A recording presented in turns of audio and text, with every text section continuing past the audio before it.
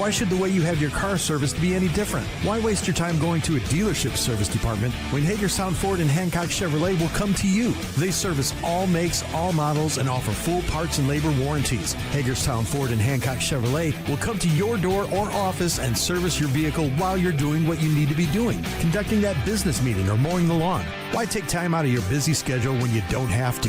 Hagerstown Ford and Hancock Chevrolet's friendly, knowledgeable staff will come to you where you live or where you work for full service maintenance, from oil changes to tire rotations, brakes, batteries, multi-point inspections. They handle it all. Hagerstown Ford and Hancock Chevrolet is committed to delivering the best of the best to their customers. Trust them to service your vehicle where you're at home or at work. Skip the time-consuming and terminal wait at the dealership. Schedule your appointment at fordofhagerstown.com or hancockchevy.com. The following is a special sports broadcast presentation of Talk Radio WRNR Martinsburg.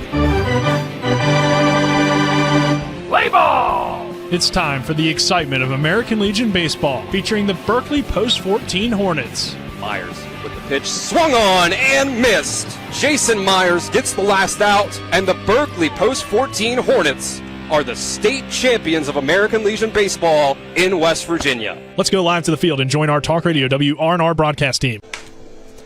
Welcome back to the Hedgesville Baseball Complex.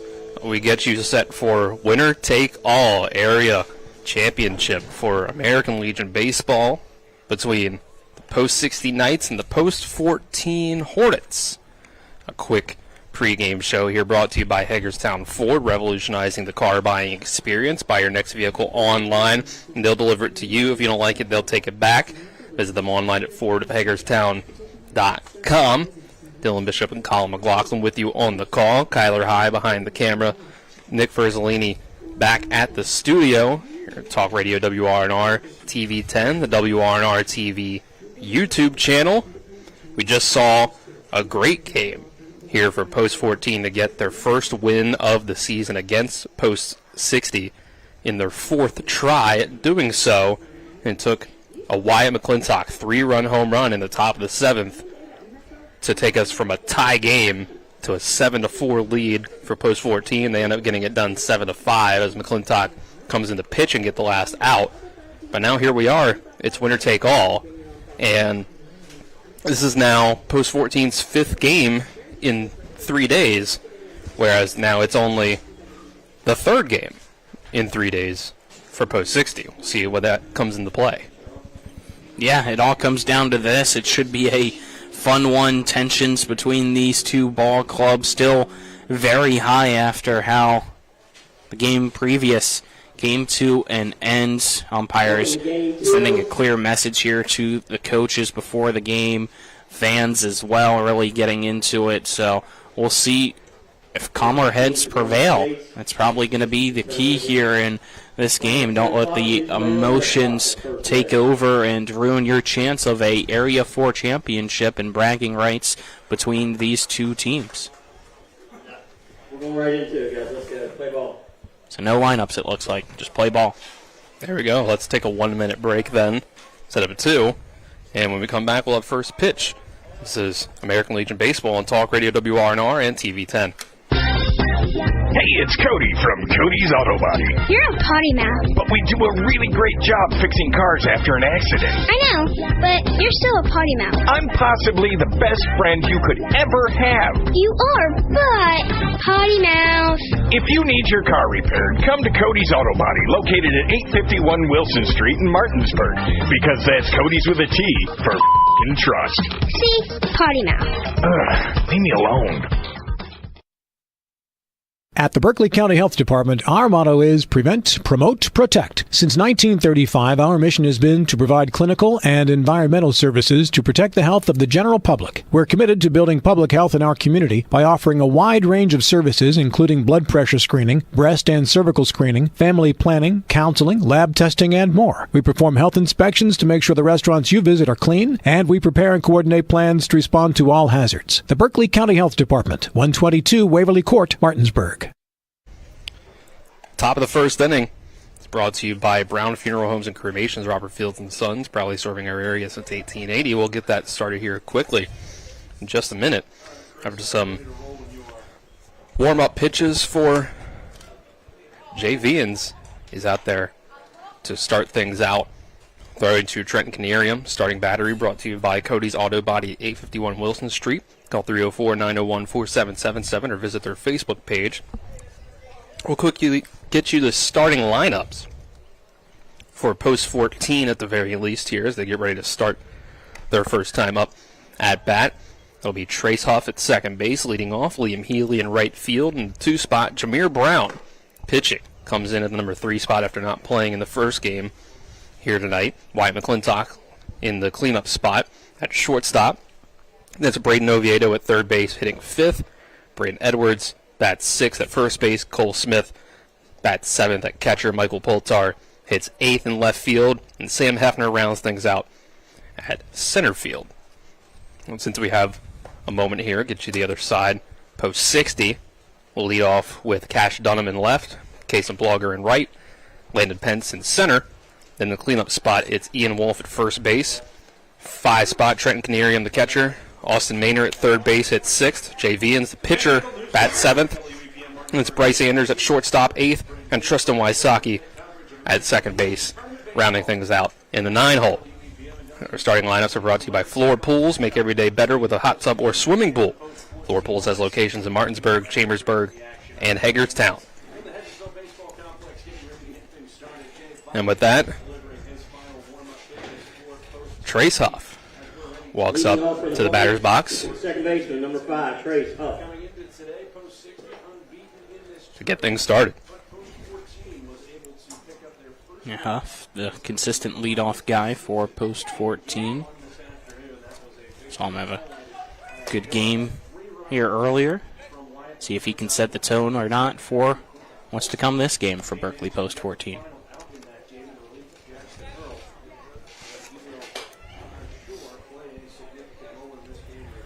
He'll step in, lefty in the batter's box versus the righty on the mound. Wind up and the pitch and is low for ball 1. Our first pitch is brought to you by the Marius Group and Ameriprise Financial Advisors, John Everson and Phil McCoy. Stop by 1270 Winchester Avenue in Martinsburg or call 304-263-4343. Second pitch is a big cut and miss by Huff. Make it 1-1.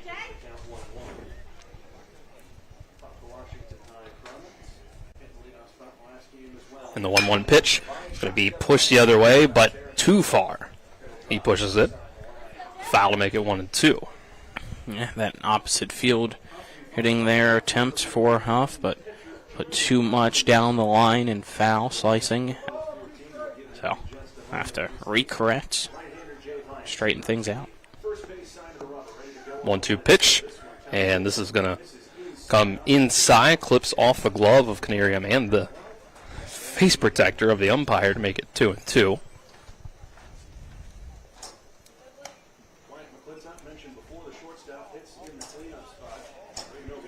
See which team can settle in first here.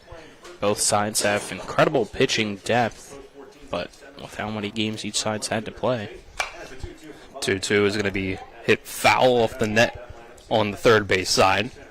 It'll be interesting to see who has what left in the tank overall. Maynard, Anders, Wysocki, and Wolf from third base to first base. Dunham, Pence, and Plogger from left to right in the outfield. For Post 60, 2-2 comes in, bounces in front of Canarium behind the plate, fills the count, 3-2. That one a tough one for Vines. Didn't really have his footing right out on the mound there. And this one, 3-2, bounces well in front of the batter's box, well, let alone the plate. A leadoff walk to start things out for Post 14.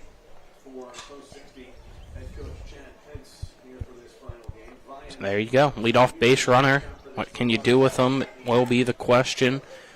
Last game, for the most part, Post 14 was able to bring home the runs, obviously, with 7 scored, but you want to get on top early and give a comfortable lead for your pitcher like you did last time, if you can. Liam Healy takes a ball to start his first at-bat. Huff faking a go there, trying to see if he could catch Canarium moving and maybe make him miss the ball to get an easy steal with it going to the backstop, but Canarium solid behind the plate. The 1-0. It's going to come in low again. Bounces away from Canarium enough that the runner is going to go this time. And pretty good throw, but not in time. So Huff is going to get himself down to second. Yeah, so now you don't have to bunt him over if you're Healy. See, though, if he still does possibly bunt. So you see Wolf coming in on the grass, expecting it. I'll look back at second now to the plate. And can't find the strike zone. It's 3-0. It's the other reason why you don't bunt. You haven't seen a strike.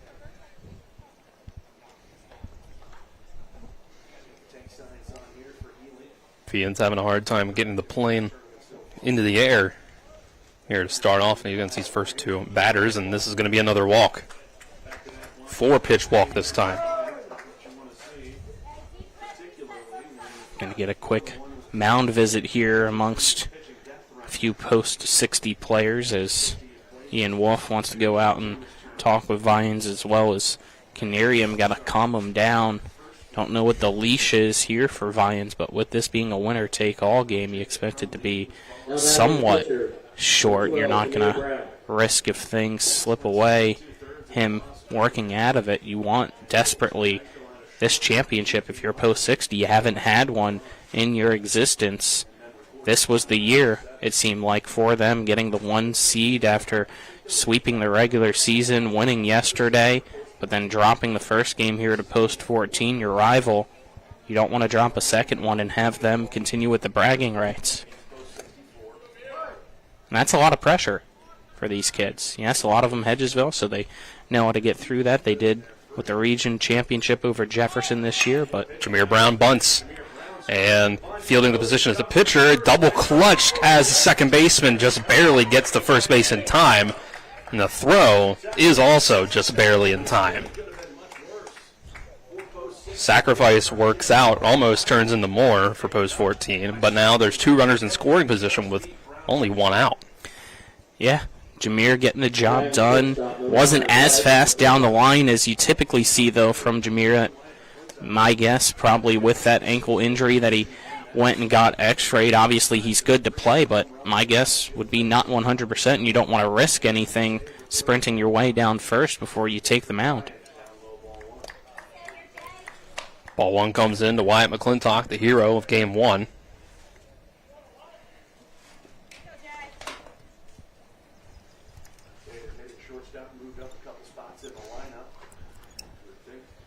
Ready and the throw. It's called strike 1 to even the count at 1 apiece. Interesting to me that the middle infield isn't in on the grass as well to cut off a ground ball to throw home and try to keep this game scoreless if possible. 1-1. Time called right before the pitch. Home plate umpire wants to clean off home plate a little bit. They didn't respray it for him.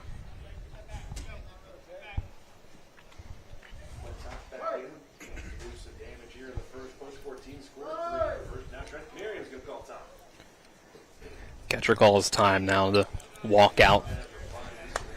Too much downtime for both sides right now. It appears.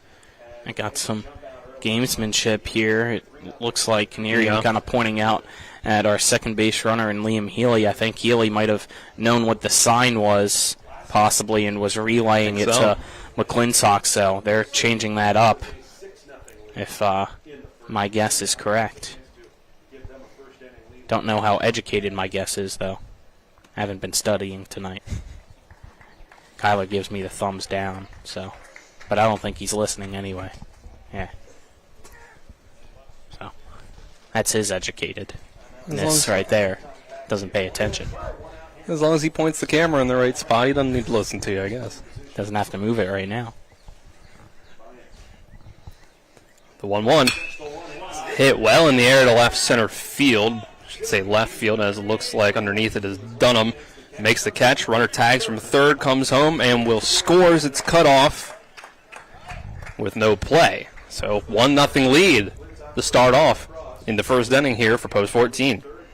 Yeah, Clintock said that one for a ride, this time to the opposite way, unlike his 3-run home run last game, but deep enough to get the RBI, give the Hornets the lead.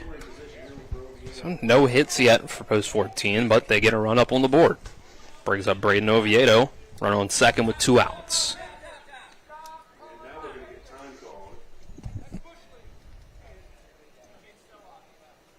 Got some chirping here. Time called. We're walking out. Oh, we've got chirping between the dugouts as Post 60 is not happy, and they think that they're calling out pitch location on the Post 14 side from second base. And Post 14 is chirping back today. They changed the sign. I don't know if it's the dugout or if it's that might be a few fans over on the Post 14 side that was tipping pitches, and coach is irate from the Post 60 side, and that's having Tripp now go back at it. Heard him say that's Bush League, but I don't know. Yeah. You can have your own opinion. I'm not going to give you one there. I honestly haven't been able to tell if anybody's been tipping anything, but we spoke about tensions being high, and they had half an hour to cool off. I don't think it did. No, I think it only. I think it rose. Yeah, I think in that half hour. Let things cook a little more.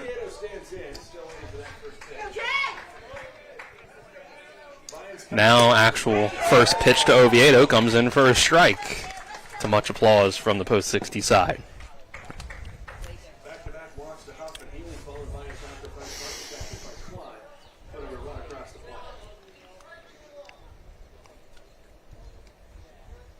A look back at second. A nod and the throw. And pitch is high. Makes it 1-1. A lot of time between that pitch. Feel the quietness. Everybody leaning in, pitch after pitch after pitch. Vines ready with the 1-1. And the pitch. Strike 2. Looked like Canarium was setting up a little further outside and came in with it.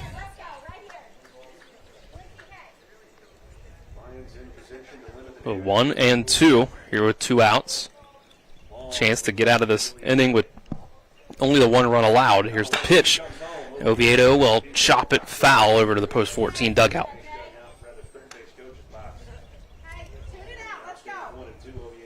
Still got some chirping going on down there. Lions just smiling through it.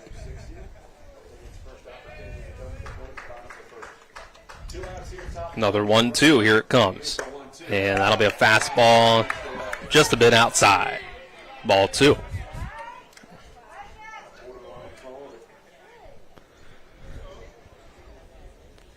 Oviedo patient as usual. Shows a good eye at the plate. Here's the 2-2. Swing and a miss. Strike 3. Blew the fastball by Oviedo to get out of the inning with just the 1 run allowed on the sacrifice fly after 2 walks to start the inning. It's a 1-0 lead for Post 14 as we go to the bottom of the first. It's American Legion Baseball on Talk Radio WRNR and TV 10. I pre-planned my funeral to make it easier on my family. They were relieved to know I'll get just what I want. My family actually thanked me for taking matters into my own hands. Turns out having this awkward conversation wasn't awkward at all. Pre-planning is my choice. There are certain things about me my family may not know. Now they won't need to guess. The choices are yours. The peace of mind is theirs. Pre-plan your funeral with Brown Funeral Homes and everything will be taken care of. Find out more online at brownfuneralhomeswv.com. Brown Funeral Homes, here for you. Hi, Crescia Hornby here. Larry DeMarco, broker of Modern Realty Results, believes he has some of the best real estate agents in the Eastern Panhandle. Agents at Modern Realty Results have years of experience and knowledge of the local real estate market. Agents within the office work as a team to provide quality customer service. We strive to always ensure client satisfaction through handling every transaction with honesty and integrity, all while offering competitive rates. Modern Realty Results is veteran-owned and managed. Please call us at 262-4222, modernrealtyresults.com. Bottom of the first inning on Talk Radio WRNR and TV10 is brought to you by the Larry DeMarco team. At Century 21 Modern Realty Results. Looking for a home in the tri-state area? Call the Larry DeMarco team at 304-250-3551 or visit them online at modernrealtyresults.com. Jameer Brown will start off his outing on the mound with a 1-0 lead. It's post 14 was able to deliver a run home against Jay Vyans in the top of the inning. Now Jameer Brown pitching to Cole Smith behind the plate. Saw him a little bit in yesterday's game between these two teams, but Jameer Brown's definitely hoping it goes differently than yesterday. Yeah, his very first pitch was rocked. We'll see if that's the case here. Now, wasn't really paying attention to that. I'm paying attention right now to the base coaches. Looking down the first base side, it looks like a pretty calm conversation between Coach Pence and our umpire down that way. But with Jeff King and the third base coach over here, at least earlier, it was a lot more animated. Right now, the conversation, it looks like, is ended. But there was an earful going on down there during this warm-up. So, got to calm down here. It's the first inning. There's still a long ways to go. Don't throw away a championship opportunity right now over something silly. And at the same time, a lot has already happened, despite the fact that there's a long way to go. We've already went through one game. The very last out of that first game was controversial. There was controversy in the last inning leading up to it. And we start off hot, top of the first, yelling back and forth about stealing signs from second base runners. Hey, I had no trash cans being hit, so at least I didn't hear any. I think we're good. Very first pitch from Jameer Brown, looked at for strike one by Cash Dunham. Dunham lays down the bunt, trying to get himself on base, and it's going to go foul, though, over to the third base side. If that was fair, it was an infield single. Oviedo, the way he's playing over at third, was nowhere close if he was able to drag that one down the line. See if Ovi brings himself in now or not. We saw in game one that there was an effective bunt by post 14 where they didn't show bunt on the first two pitches of the at-bat. Kept the infield for post 60 on their back foot when he did lay the bunt down and turned into an error.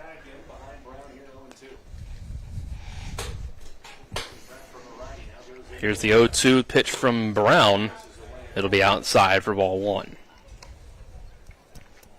So going to run down the lineup real quick for post 60. It's Dunham, Plogger, Pence, Wolf, Caneria, Maynor, Vyans, Anders, Wysocki. 1-2. Comes in low. Good eye from Dunham not to chase. Breaking ball down low.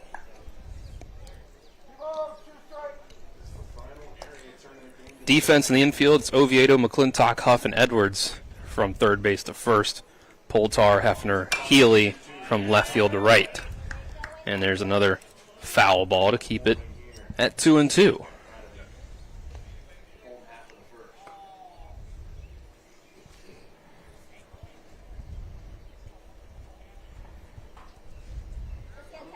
So Dunham steps back in, taking a walk in between those last two pitches.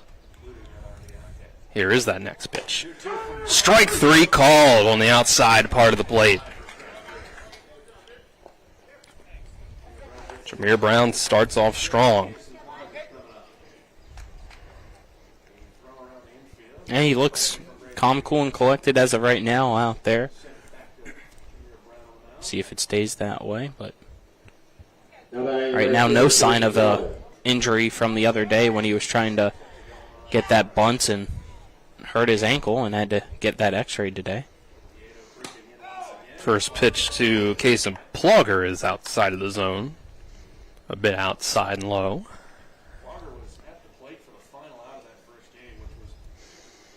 Stepping back to the mound is Jameer Brown.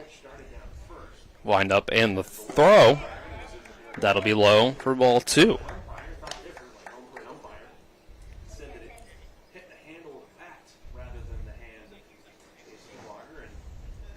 Landon Pence awaits on deck. The 2-0. This is going to be cracked in the left field, and it's going to get down for at least a single. Poltar can't get it in the glove right away, so standing up on second is Plogger with a one-out double. Yeah, that down the first base line, and Poltar playing more towards center than that line, as this is a pretty wide outfield over and left. A tough place to play here at Hedgesville. And that was 2 all the way, I think, for Plogger as soon as that got down. And it was a guaranteed 2, as you said, when Poltar bobbled it, retrieving it off the fence. So Landon Pence will have a shot to drive in a run. Runner on second with 1 out. Time called. Let's see if Post 60 returns the favor with any sort of gamesmanship out there at second base. First pitch from Brown comes in low for ball 1. Pence nearly got through all of game 1 as the pitcher before reaching the pitch limit. And Wyatt McClintock immediately sent 1 yard, which ended up being the deciding factor in why we're playing right now. Here's the 1-0. That'll be outside for ball 2. Brown trying to hit his spot here out of the stretch, but so far 2 balls thrown. You saw last game the pitchers out of the stretch with some issues here and there with control. Hit on the ground towards left side. Weird hop off the end of the infield. McClintock doesn't throw it to first, ends up throwing back to second, and Plogger is caught trying to go back to second base. Yeah, tough there by Plogger. He stopped. He did the right thing when he saw McClintock getting ready to field the ball. I just don't think he realized how far off the bag he was. It wasn't really the fake throw by McClintock that fooled him. It was just the fact that he was already too far away from the bag than he anticipated being. I think McClintock wasn't even trying to bait him with that. Yeah, I think he just was deciding not to throw it there. He didn't want to risk it, and then looked over at second, and Plogger was far off. First pitch to Ian Wolf called the strike. Not very much to the delight of Post 60. Yeah, if Coach Pence had a chair over at the first base coach's box, he would have fell out of it. It did seem low. But 0-1 count. Brown readies, throws, way outside. Ball 1, Cole Smith corrals it. So it was a huge opportunity for Post 60. It would have been an infield single, runners on first and second with 1 out, but a lead runner gets caught. And now it's 2 outs and only 1 on. The 1-1, low for ball 2. Yeah, I'm still surprised McClintock was able to field that ball. As you said, it took a nasty hop between the grass and the dirt. Yeah, right there on the edge of the grass. Above his head.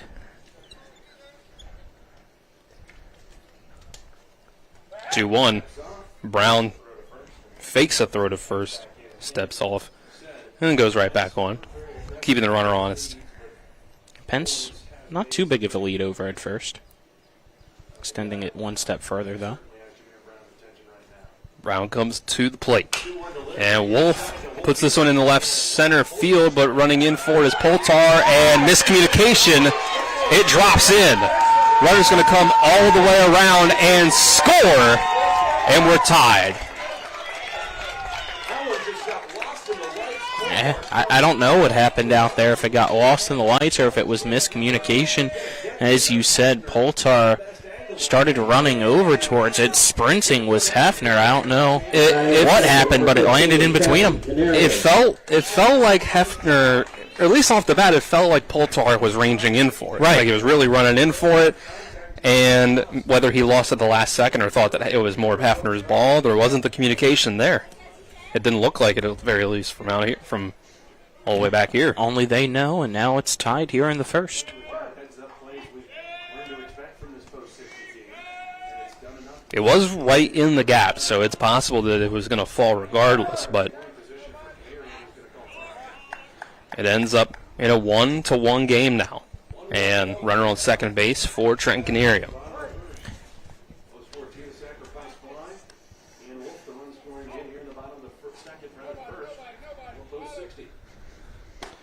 First pitch to Canerium comes in, breaking ball for strike one.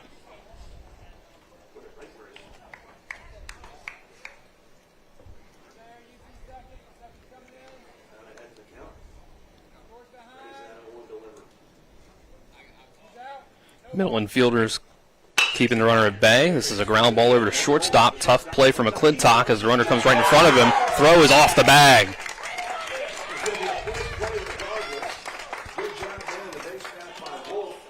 Now Wolf was running on the crack of the bat, and that changed the angle McClintock had to take there to field the ball just enough to force him when he threw it over to first to throw it up the line and force Edwards off the bag. But here's these errors coming back for Post 14, in which they didn't have last game, and you finally saw a win for them against Post 60. Brown, another step off, and no throw to first, but getting the runner to go back.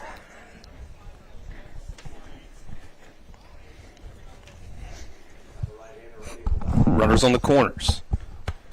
Here's the pitch, inside.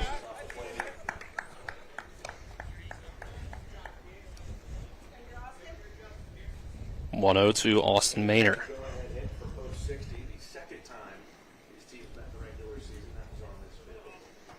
Brown, here's the pitch. That'll be low and outside, ball two. Started off with a strikeout looking, then a double by Plugger. Landon Pence gets on with what ends up being, a fielder's choice, as a runner from second is caught in between, and then an RBI double for Ian Wolf. And here's a foul ball to make it 2-1. And that throwing error puts us, again, runners on the corners, 2 outs, 1-1 here in the bottom of the first in this winner-take-all area championship game for American Legion Baseball here. Post 14 to Post 60. Post 60 of Hedgesville, the home team. There's another one, 2-1. Ball way inside, almost hits Maynard. Runner goes, takes second on the catcher's indifference. Yeah, delay there by Canerium a little bit, but Smith not worried about it. Don't want to risk missing and having Wolf come home and score and take the lead. I believe that's the Zimmerman courtesy runner. Aye. 3-1, goes behind Maynard. Runner's going to come home from third as the ball bounces almost all the way to first base. Wolf scores and gives Post 60 a 2-1 lead. I don't think I've seen a ricochet off a brick backstop like that ever anywhere. That was just almost like it was a throw back from behind home plate with how far that rolled up the first base line. That'll bring up Vyans. Trying to get something going for him. And give himself some extra run support, as his team now has given him the lead, and there's still runners on the corners and 2 outs. Runner goes, and they try to get the hit and run, but Vyans fouls it off. Manor would have been safe by a mile. He had a great jump if Vyans didn't foul that one off. Manor with a few words to McClintock after that.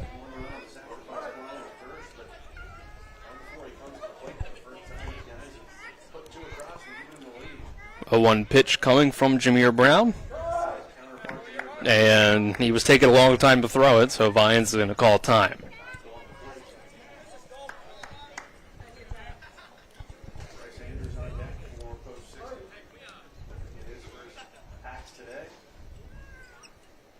Brown this time comes. Runner goes again.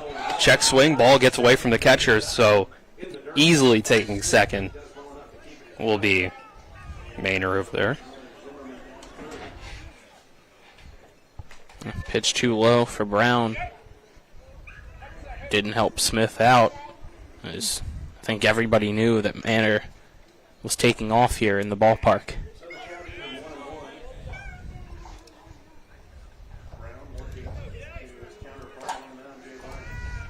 One count. Jameer Brown to the windup. This is going to be hit well out to center field. Going back for it is Hefner, and he's going to play off the wall. Hits directly off the wall. 2 runs score, and it's 4-1 post 60.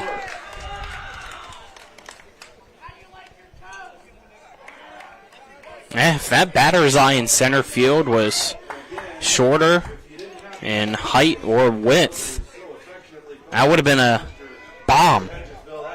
That hit probably, I'd say, 4 feet or so below the top of that batter's eye in left field, or left center field, excuse me. Absolutely. Yeah, that's a home run to any other part of the park. Now you got Cumley out, being a courtesy runner, by the way. Yep. 4 runs. That brings up Bryce Anders, who takes a huge cut at a fastball, misses to start the at-bat here. 0-1.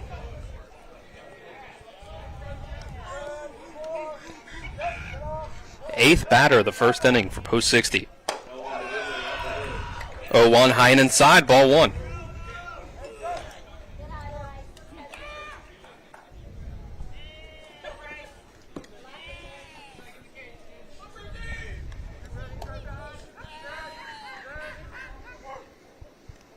Long look back at second. And the pitch comes way inside. Anders just twirled to get out of the way. Brown needs to stop worrying about the runner and just throw strikes. He was looking back at Cumley, then turned his head for half a second before pitching. 2-1, Brown gets that one across. There you go. This time he gave himself more time to actually look down the lane and know where he was pitching to. Pitch before that, he didn't. Yeah, chances are low that Cumley's going to try to steal third with 2 outs.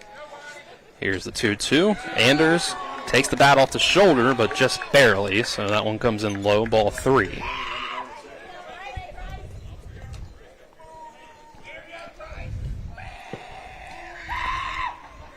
Full count. Here's the payoff pitch. Brown lifts his leg and fires. This is a foul ball. Anders hooks it over towards the post 14 dugout.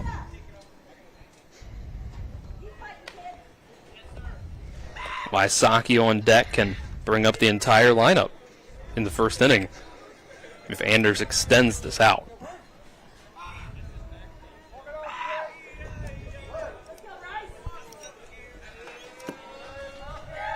Brown readies. Here's a look back at second. And will again turn, keep the runner honest, not actually make a throw. Third time this inning he's done that move. Here's the payoff pitch. This is going to be hit well in the left field. Poltar trying to run back for it, and it's off his glove and gets down to the wall. Run will score. 5-1, post 60. That nearly hit off Poltar's glove and over the fence for a home run. Almost pulled a Jose Canseco there, yeah. Might be the end of the day for Brown. Might be. He's getting rocked out there right now as Trip Tobin going out to try to calm him down. And you can see he is in his own head right now, unfortunately for him. Yeah, you imagine yesterday not being a good outing for him, combined with all of the atmosphere of this game, tensions running high. Brown didn't play in game 1 because he was getting himself evaluated for an injury that might have happened yesterday. Ends up that he's fine to come out here and pitch game 2. But he's getting roughed up here in the first. 5 runs so far. Now in 6 hits. or 5 hits if you count one error. I believe you had one error, but yeah, score changer doesn't. So number 10, Preston Wysocki. Yeah. So they have it as 6 hits, no errors. Yeah, I don't know. I don't know how you don't say that was a throwing error by McClintock. I have to say, that's a throwing error. So I have it as 5 hits, but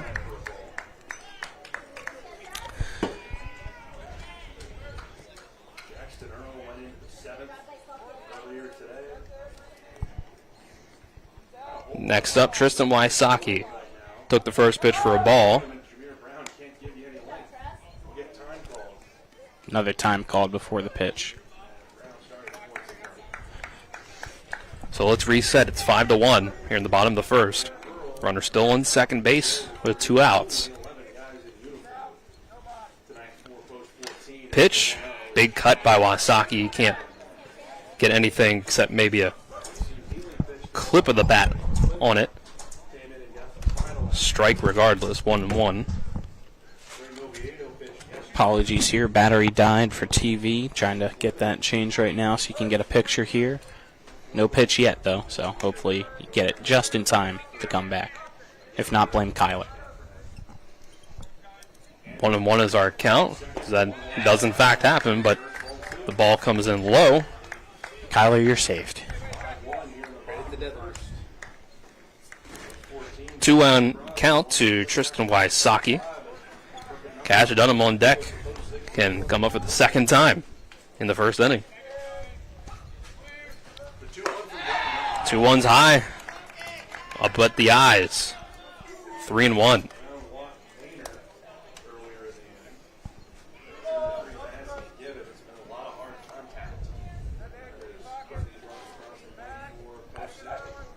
Wysocki steps back in. And he's going to send this one a long way, but it's way foul. Might land on the middle school roof.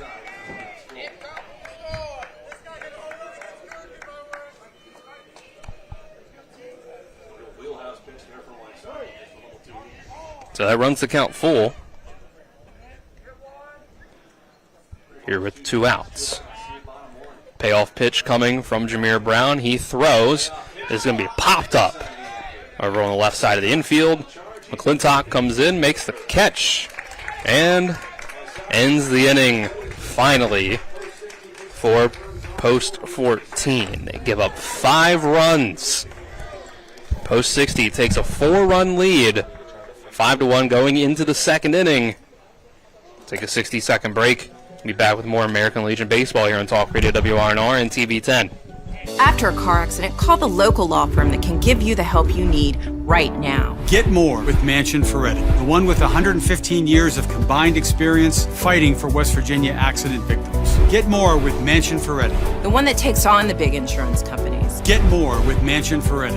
We're Manchin Ferretti. After a car accident, we'll fight for every dollar you deserve. And if there's no recovery, there's no fee. So call right now. Get more with Manchin Ferretti. 304-264-8505. The Palace Lounge in Martinsburg is the place to be. Join us every night to relax and enjoy football or basketball games featuring either the Martinsburg Bulldogs, Shepherd University Rams, or West Virginia Mountaineers. We will have steak night every Wednesday, trip nights every Thursday, and now taco and margarita nights every Tuesday. You can find us on Facebook or call 304-267-7520. The Palace Lounge is located at 1350 Edwin Miller Boulevard in Martinsburg.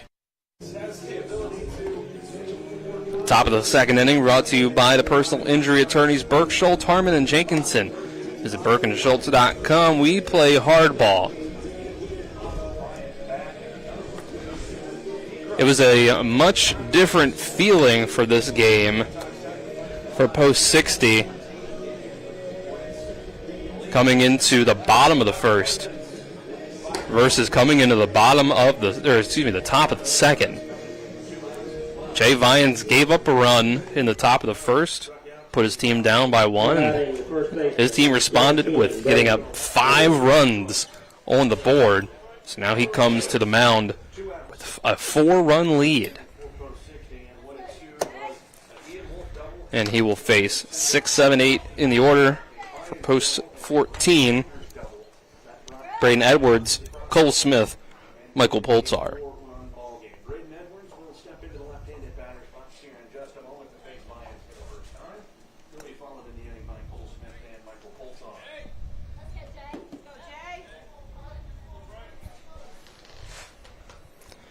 Inning starts with Braden Edwards. First pitch to him is a strike on the outside corner. Placed perfectly.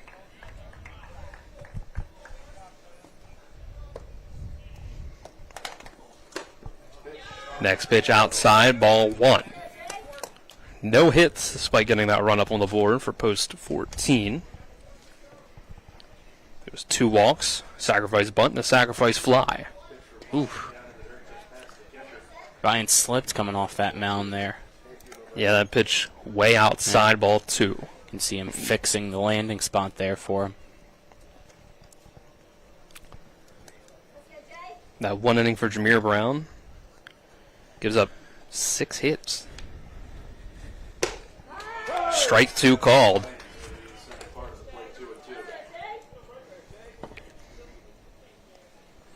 Six hits in the official scorebook, as we mentioned. 5 and an error in mine. This is hit right up the middle, hits off of Vians, rolls over to second base. Wysocki will try to make the throw, but not quite in time. That would have been a heck of a play for Wysocki. Hits off the lower leg of Vians. And yeah, almost an incredible play by Wysocki. Now batting the catcher, number 3, Cole Smith. Yeah, that's a hit. Looks like Vine says he's good. It just kind of hit off his foot, it appears, so he'll stay in, maybe get a practice toss, but that somehow hit off of him and then went in between his legs.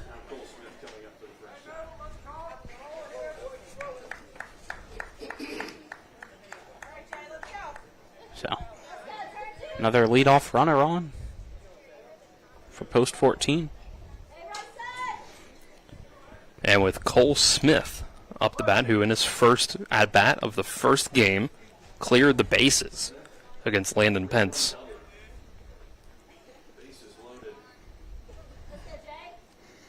Doesn't have that opportunity this time around, but a ball hit the same spot almost would certainly drive in a run. And now it definitely would, as this pitch gets away from Canarium and lets Edwards move up to second base. Yeah, I was going to challenge you at first there, since it's Edwards, the base runner. I'm like, I had the thought. He's not the fastest guy in the world over at first base, but now with him at second, yeah. I'm in agreement with you now, since he's at second base. Figured I'd give Edwards the benefit of the doubt. He could get on his horse and get around there, but now it would make it a lot easier. 3-2 count to Cole Smith. Lays down a bunt. Throw to third in plenty of time for the first out. So Smith bunts with 2 outs, or 2 strikes, excuse me. And Canarium gets up quickly from behind the plate and makes the throw over and gets Edwards in time, who couldn't get there quick enough. Well, we were just talking about the speed or slight lack thereof of Edwards, and it was showcased right there. Great defensive play by Canarium in post 60, and it looks like we're going to now get a courtesy runner here. Mm-hmm. So, Jackson Earl coming in. It's a 10-man lineup today for post 14.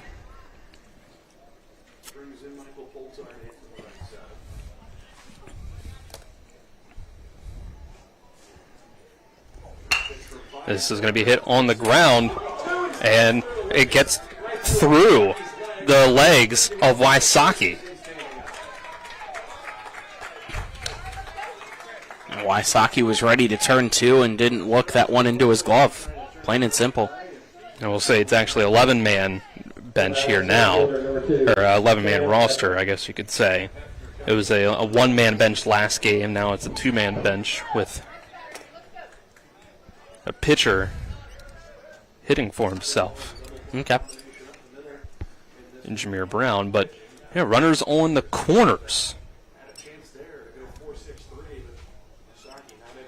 Earl advances from first to third on that error by Wysocki. Here's a bunt attempt way over the head of Canerium, and everyone lets the runner move from first to second, but Earl at third is going to stay where he is. Now you could see Vines immediately wiping his throwing hand off on his pant leg after that one. He'd have had some moisture or something to cause that pitch to sail straight to the backstop. So, no traditional double play opportunity now. Got the infield corners in on the grass. A wild pitch. And here's a wild pitch. That's going to let Earl score, and Poltar advance from second to third, and suddenly it's 5-2. Vines and Canerium not on the same page right now. Both teams seem like they're struggling to find the energy now. Already played a full game. It was a tough game, back and forth. A lot of energy, high tension.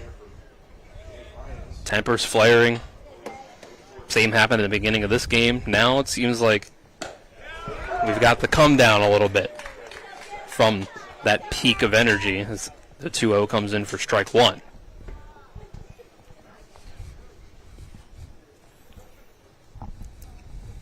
Sam Hefner awaits and looks at this one, low and away for ball 3. Good job again by Canerium, smothering that one in the dirt to keep a runner at third.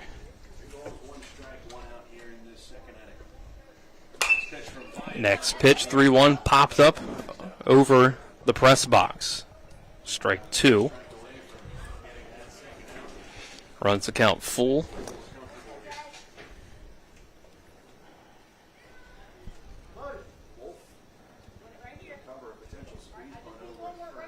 Already 32 pitches. Jay Vines, and here's one hit up the middle and just past the diving glove of Anders. Poltar will jog home and touch home plate. Make it 5-3. RBI single for Hefner. Great job with the 3-2 there, just to put it in play and put it back where it came from for the most part.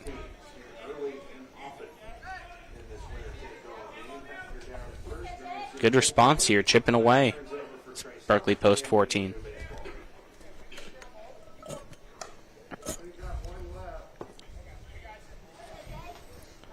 Top of the lineup, back up for Post 14, Trace Huff.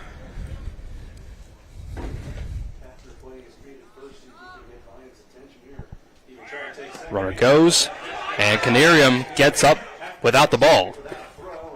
It actually never came into his glove. He thought it did. Just barely raised it up too early, and that's going to be an easy stolen base out there for Hefner. Yeah, if Hefner doesn't slide, he might be at third base. Yeah. Canerium had no idea where the ball was. 1-0. Vine steps off.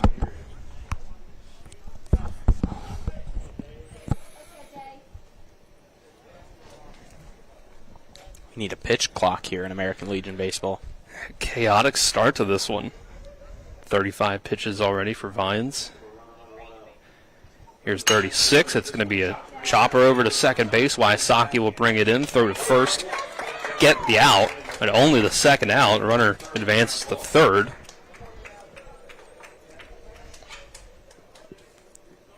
Now batting the right fielder, number 4, Liam Healy. Got runner at third now again. So 5-3 is our score in just the top of the second. Jay going to have to keep his command out there. Can't afford another wild pitch to make it a one-run game. This is hit up in the air. It might bloop. This could be trouble, but running over and making the play is Bryce Anders from shortstop in the shallow left to save a run. Keep Post 60 up by 2 as we go to the bottom of the second. After the 60-second break, Post 14 cuts the lead in half. It's American Legion Baseball on Talk Radio WRNR and TV 10. I I pre-planned my funeral to make it easier on my family. They were relieved to know I'll get just what I want. My family actually thanked me for taking matters into my own hands. Turns out having this awkward conversation wasn't awkward at all. Pre-planning is my choice. There are certain things about me my family may not know. Now they won't need to guess. The choices are yours. The peace of mind is theirs. Pre-plan your funeral with Brown Funeral Homes and everything will be taken care of. Find out more online at brownfuneralhomeswv.com. Brown Funeral Homes, here for you. With 4 new car dealerships and 4 used car dealerships in 3 states, Parsons is the largest used car and fastest growing new car dealer in the tri-state area. Take Parsons Ford with huge savings on hundreds of new Fords, financing from 0%. Parsons' goal of financing for all. And Parsons' famous above-market trade-in allowances that help make Parsons #1 for used cars, too. See why so many won't buy anywhere but Parsons Ford in Martinsburg. We became #1 by making you #1 first. Parsons. By the Berkeley County Health Department, Prevent, Promote, Protect, offering public, clinical, and environmental services at 122 Waverly Court in Martinsburg. We've played just an inning and a half of the second game today here from the Hedgesville Baseball Complex, and we've already seen 8 runs up on the board. It's 5-3. Post 60 over post 14. Decide who will be the area champion in this part of West Virginia. Post 60 now 3-1 against post 14 this season. Their 3-game win streak against the Hornets ended just about an hour and a half ago. Jameer Brown will go to the mound, giving up 5 runs in his first inning of work. See if he can get back on track, as once again he'll start by seeing the top of the order. Dylan, you and I, obviously, Kyler here too, big baseball fans just in general. At some point you need to watch this throw from Ronald Acuna Jr. Throw of the year, by far, might be the greatest throw in baseball I've ever seen. Okay. That's big praise. I don't take you as a foul ball starts the at-bat here. Anybody tuned in, go find it, is all I'll say. During a commercial break, obviously. Don't want you to miss the action here. I'll take a look after the next half inning.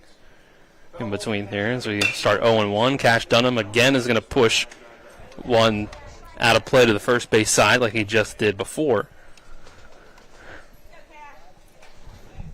It made Kyler's draw drop, so it's that good. 0-2 count. Throw from Brown. This is going to be hit on the ground to third. Oviedo watches it take a couple bounces, throws and gets it to Edwards at first. Has to stretch a little bit for it. Makes the play, though. Good job there by Edwards, scooping it off the dirt.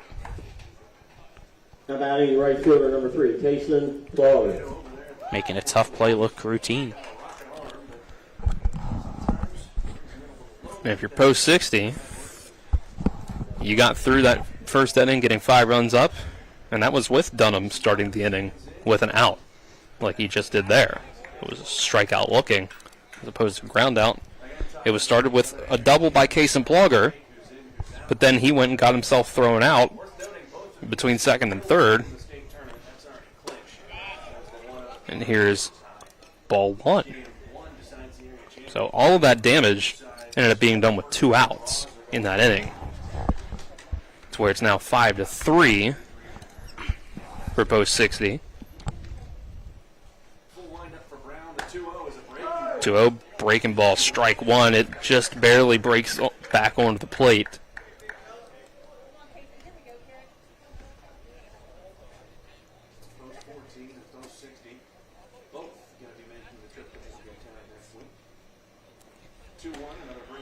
Two one, same pitch pretty much.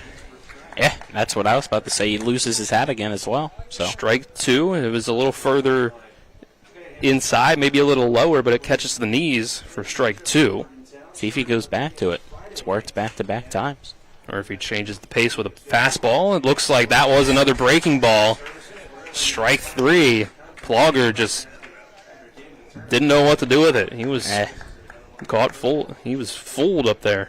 Yeah, he's trying to smile through it, but not happy with himself there. At the very last second, when the ball was pretty much already about to hit the glove, he decided to offer at it and see if he could just foul it away. Smiling through the pain. Yeah. That'll bring up Landon Pence, who takes strike one. So a much better start to this inning than the last one for Jameer Brown.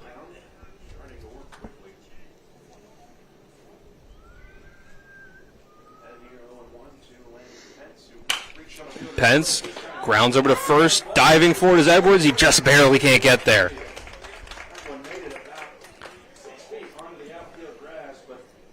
Yeah, if Edwards would have had it, it would have been great to see, obviously, but I think either way, Pence was making it to first because slow off the mound was Brown trying to cover the first base bag there.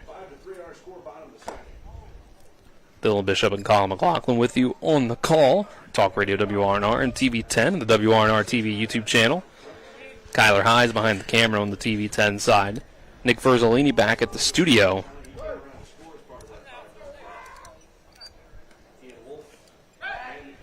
Jameer Brown, slow throw over to first. Keep Pence over there. Ian Wolf, an RBI double in that first inning to really get things going, put that first run up on the board for post 60.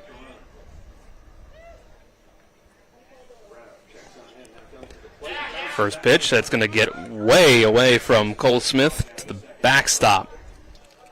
We'll let the runner advance to second.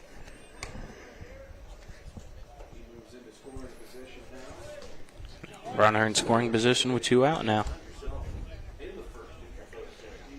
And this is where the danger started for post 14 last inning.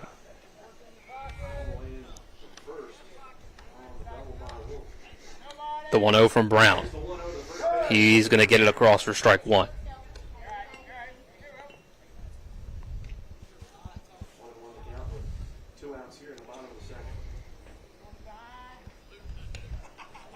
Waiting to see here if Pence goes Brown or not. Throws, Wolf fouls it off. It's getting a good lean and a lot of attention from Brown. Well, we saw him throw back a lot during that first inning, and yes, we made the comment that he needed to just focus on the batter. So they might be trying to bait him, try to get him back frazzled again. The 1-2. It's going to bounce. And here goes the runner for third. No throw over. There you go. There's two free bases. What was 2 out and a runner at first? Now 2 out. Another run 90 feet away. It's the simple things like that. Can't have. Back to the windup. Strike 3 called on the corner. It didn't matter. Wolf, don't think he likes that one. Stood in the box for a second. Walks away shaking his head.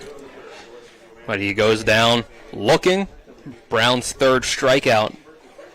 And we'll move on to the third inning. Still 5-3, post 60.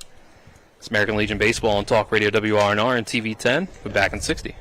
With 4 new car dealerships and 4 used car dealerships in 3 states, Parsons is the largest used car and fastest growing new car dealer in the tri-state area. Take Parsons Ford with huge savings on hundreds of new Fords, financing from 0%, Parsons' goal of financing for all, and Parsons' famous above-market trade-in allowances that help make Parsons #1 for used cars too. See why so many won't buy anywhere but Parsons Ford in Martinsburg. We became #1 by making you #1 first. Parsons. Most insurance companies see you as a claim number. Most law firms see you as a case file. When their top priority is their bottom line, you only get a fraction of the attention that you deserve. At the law firm of Burke, Schultz, Harmon, and Jenkinson, it's personal. We listen to our clients to see the whole picture, because every part of you is important. For a team built on relationships and results, call Burke, Schultz, Harmon, and Jenkinson at 304 Lawyers, or visit us at burkeandschultz.com. Top of the third inning is brought to you by WVU Medicine, Berkeley and Jefferson Medical Centers, leading healthcare here and everywhere. Jay Vyans back out to the mound. still with a 5-3 lead through 2 innings of work, and we did review the tape during the commercial break there, and yeah, that was a great throw by Ronald Acuna Jr., throwing a guy out on a tag-up attempt from almost the warning track in the corner of right field over to third base to throw a guy out. I knew Yankees base running was bad, but not that bad. Yeah, that base runner, he slowed up at the end. He did it to himself in a way, but you gotta give props to on the accuracy of the throw. Yeah, that too. It not have a bounce or anything. No bounce, as you said, down the line in the very corner of the warning track of first base side in right field. To be thrown that perfectly on the dot to third base is just only Acuna can really do that. Something, yeah. First pitch of the top of the third. Strike taken by Jameer Brown. If only it gave me extra fantasy baseball points. You were able to knock me off there in the last game, just barely. I wasn't going to mention it. I was going to be nice. Well, thank you. Me losing in that league has been a rare thing, Colin. So we got to bring it up. I was trying to be humble here, Dylan. The 1-1 to even things up, and now that next pitch comes in for a strike.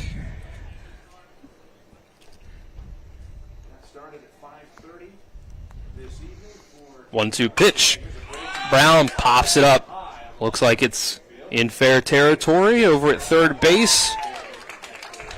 Catch is made. Austin Manor brings it in. Shortstop number 9, Wyatt McClintock. 1 out here in the top of the third. If it makes you feel any better, I'm up by 48 right now against the guy right behind you in second place in Andrew. There we go. Give me another game up in first. I was winning by about 35 or 40 last I checked for this week. It's close to 22. There you go. First pitch to Wyatt McClintock, taken for a ball. Back to the baseball that matters. Yeah. Not fantasy baseball. Bryce Harper hitting 2 home runs today. Still didn't open that lead up for me, 1-0. Strike 1 taken.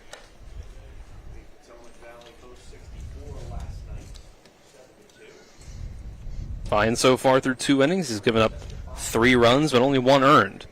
2 hits, 2 walks, 1 strikeout. Here's the pitch. Fouled straight back.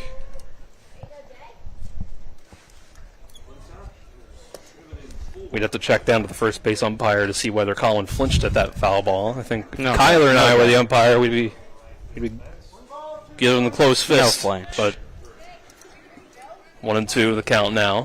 1 out. Time called. Just a cold chill. I don't know. It's pretty humid up here, Colin. I haven't gotten a cold anything up here. No. 1-2. This is hit on the ground. Right to second base. Wysocki makes the throw for out number 2. Need some cold play. Just don't get caught on the Jumbotron. There's no Jumbotron here. We're good.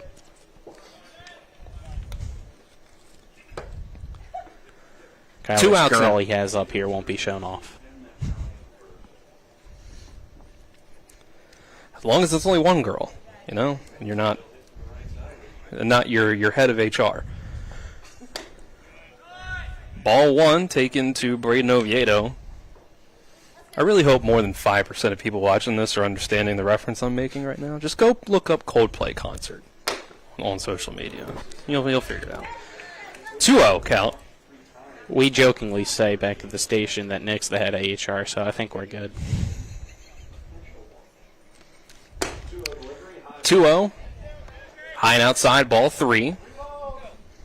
Oviedo struck out swinging his first time up. He's looked at 3 straight outside of the zone here. And make it 4. Oviedo has to get out of the way. That one, or else he might have clipped him in the nose. I guess we'd never know if Nick had somebody else back at the studio. There's no way for us to know. Yeah. He seems like a loyal guy to Caitlin, though. I'd trust him. I would too. Yeah. You're not catching him. Nick's a good guy. You're not catching him red-handed at the Coldplay concert. I don't even know if Nick likes Coldplay. I don't think he would. Braden Edwards, check swing. They're going to look for an appeal. They don't get the strike call. So Edwards goes up 1-0 to start the at-bat. He singled in the second to lead it off. And this is a line drive, but foul. 1-1.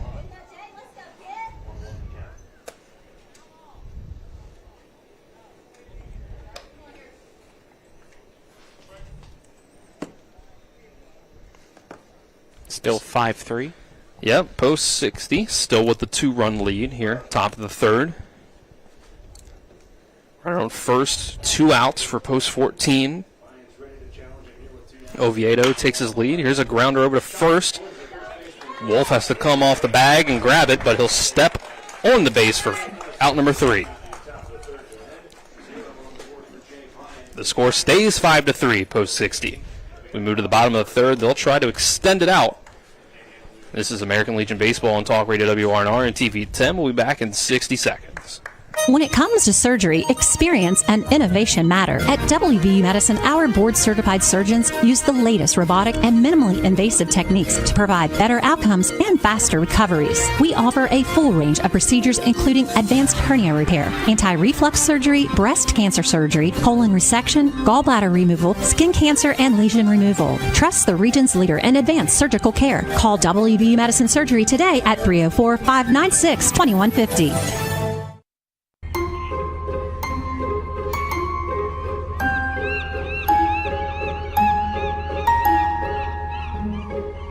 Brought the beach to you. Get Rock's Crab Cake Sandwich with 70% real crab meat.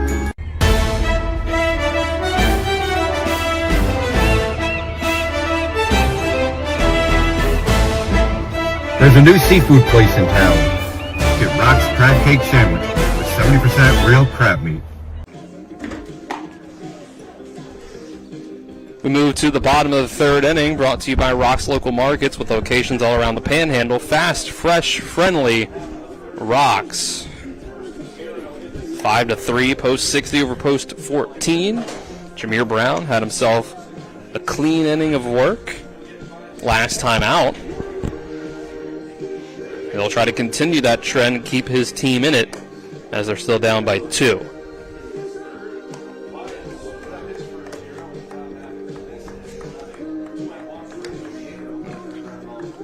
Last inning, post 60, 2 up, 2 down, got themselves a single, but then that's all they were able to do as Eden Wolf struck out looking. That'll bring out Trenton Canarium to start the third. Both sides with their pitchers settling in fairly well here as the game progresses. We'll see if that trend continues to keep us in a 2-run ball game or if somebody's offense is able to figure something out.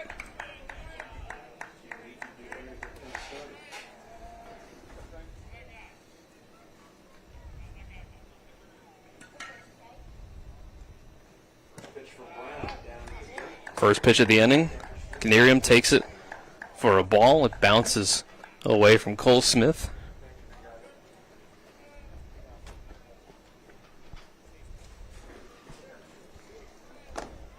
Wonder how many baseballs we've went through today. It's got to be a lot. Canarium, he's going to send another one into the outfield for a base hit. Leadoff single for post 60 as they try to get that lead back up closer to where it was at 4. Now batting the third baseman, number 8. Now we got Zimmerman coming in as a courtesy runner. It'll be interesting to see here with the leadoff runner in a 2-run ball game like I mentioned if possibly post 60 tries to go with these bunts here, the small ball again, especially with Brown out on the mound. That's what they were successful with in that 4-2 win yesterday, was after getting that first hit that tied the ball game, went with back-to-back bunts, station to station. Ovi's ready for it. over at third base. If See if it happens. But right on the edge of the grass. Brown's still worried about that runner over at first. Hasn't thrown a pitch yet. Has faked over to first twice now. Messing with Zimmerman. Now he comes to the plate, and it's way up over the head of Maynard. That seems to be a common theme for him when he gets focus on that runner. He just loses command of his very next pitch.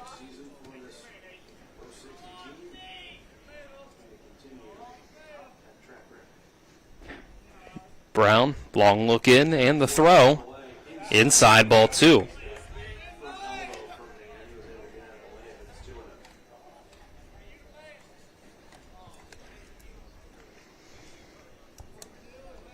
Maynard walked in the first inning.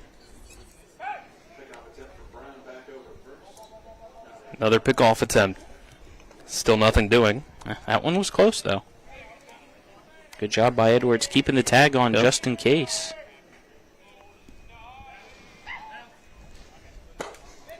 Next pitch, another one out of the zone, 3-0.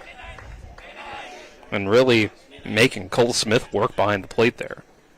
Yeah, not any of these pitches have been really close to the zone.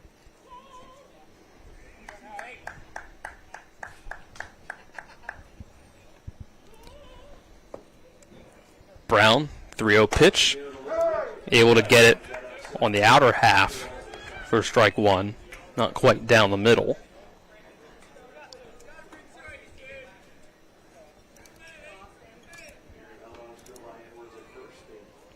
Brown, deep breath, and the throw, and Maynard hits this one deep in the center, going back for it, and watching it hit off the wall is Hefner. Going to be extra bases. It'll be exactly 2 bases for both the runner and the hitter. Maynard putting the heat on here in the third inning. Runners on second and third before getting any outs. I lost that one over at the wall. Wasn't sure how close it was to potentially hitting a tree branch out peeking over the batter's eye. I don't know what you would rule that if it did. I guess it'd have to be a home run, right? Maybe. That's a good question. Yeah. Got to trim those back. Kyler, in between innings. Got some work for you to do. Vian steps in and watches his first pitch low for ball 1. Be interesting to see who Post 14 has in their bullpen available here tonight. Strike 1 to even the count. Brown already with his struggles. 60 pitches passed already. Guess McClintock maybe would be able to come back possibly. We were talking about that. Edwards we've seen pitch in high school here this year, but I don't know who you'd put over at first. 63 pitches to be exact. Make it 64 for Jameer Brown. 36 for strikes. Can't remember off the top of my head how much Oviedo pitched yesterday. As you said, only got a few guys in the dugout. So now we got some chirping again here between some fans.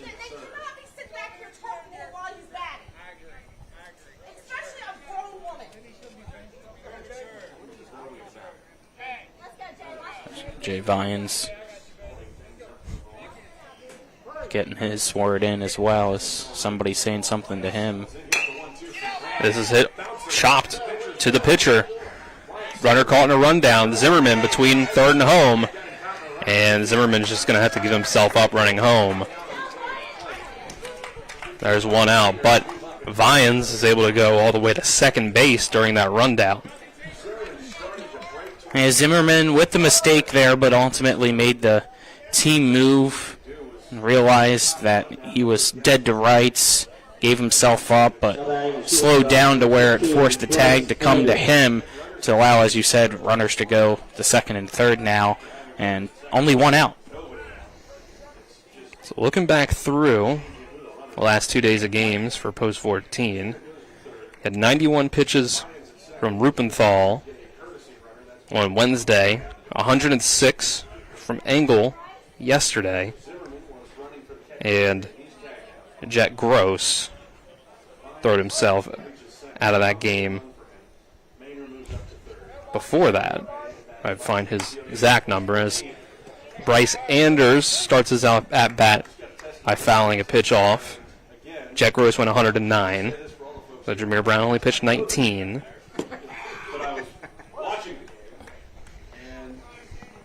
So I would believe McClintock still available. The 0-1 taken for a ball. Braden Oviedo threw 27 pitches yesterday, which I believe would keep him available. The 1-1, Jameer Brown fastball, strike 2. And McClintock only threw 5 pitches in that first game, so I would believe that he's available. And 1-2, swing and a miss from Anders, strike 3. Fourth strikeout for Jameer Brown. There you go. Jameer able to respond.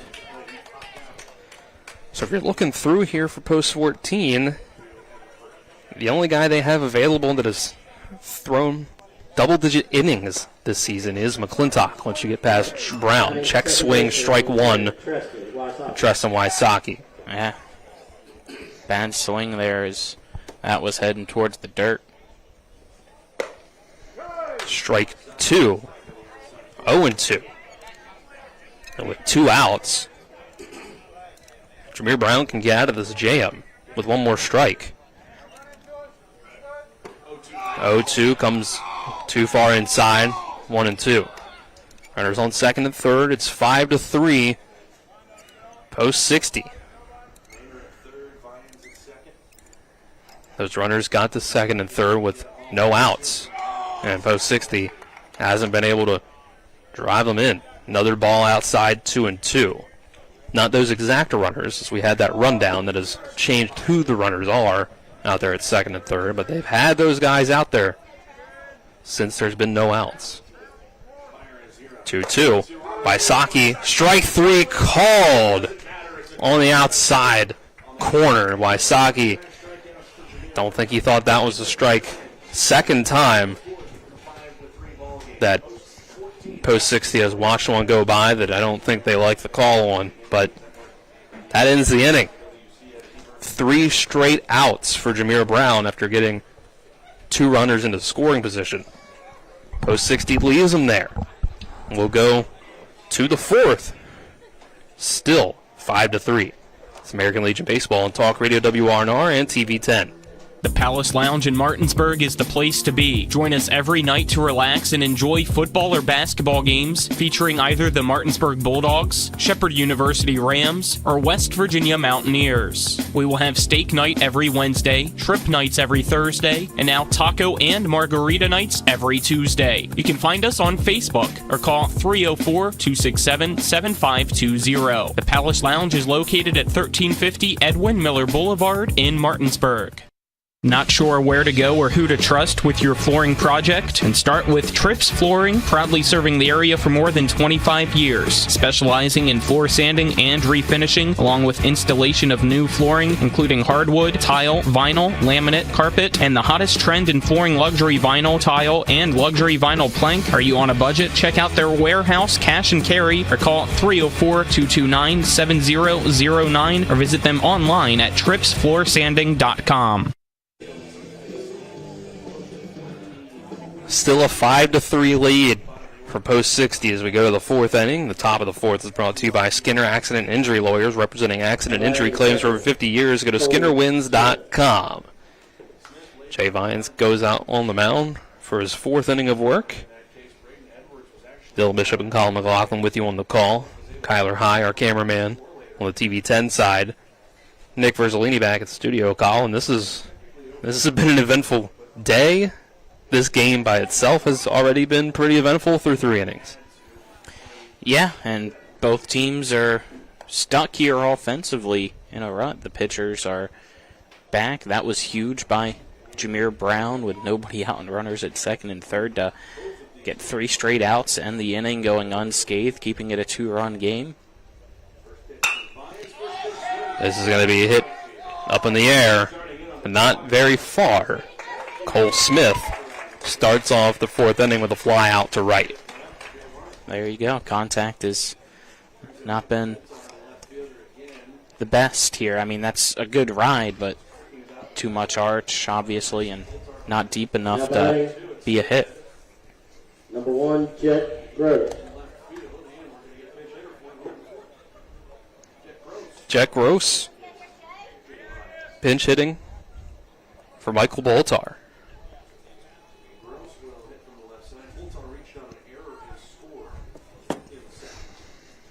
Lefty versus the righty.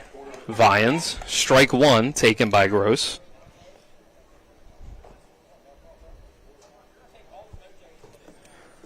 And fires again. Gross will foul this one over towards the third base side. Little bit of a death stare back to the home plate umpire after that one. But well, we've officially seen it from both sides now. Yep. Which at least means it's consistent. Brings up Sam Hefner, who's looking to bunt for a base hit. Vians runs in, throw, not in time. Maybe even been that Wolf came off the bag, tried to make a tag, and didn't quite get it.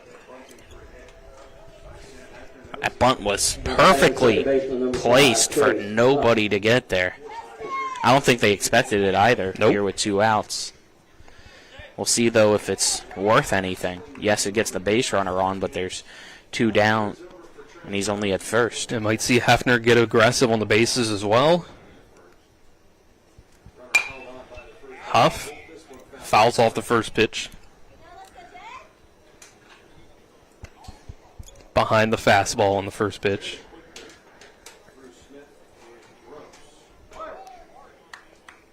Huff 0 for 1 with a walk and a ground out so far. Runner goes, hit and run on the ground to Wysocki at second. He brings it into his body, throws to first for the 3rd out. That'll keep another clean inning up on the board for both sides after a chaotic start. 8 runs through the first inning and a half, and we've yet to see anything since. 3 clean innings, we go, or 2 clean innings at the very least. We go to the bottom of the 4th. Still 5-3 post 60 over post 14.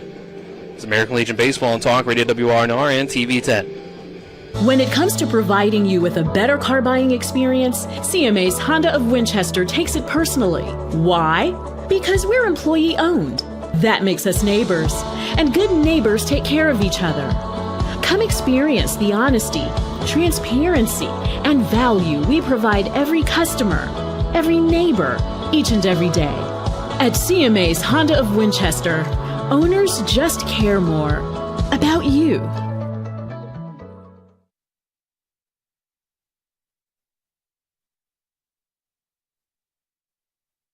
Someone asked me, who's the brains behind Skinner Accident and Injury Lawyers? And what did you say? I said it was a team effort. Everyone works together to win for our clients. Well, that's true and very noble of you. But I could still beat you in cornhole. You're on. If you're hurt and almost heaven, dial the 7s. 304-777-7777. SkinnerWins.com. With a hot tub or swimming pool, Floor Pools has locations in Martinsburg, Chambersburg, and Hagerstown. 5-3 here from the Hedgesville Baseball Complex.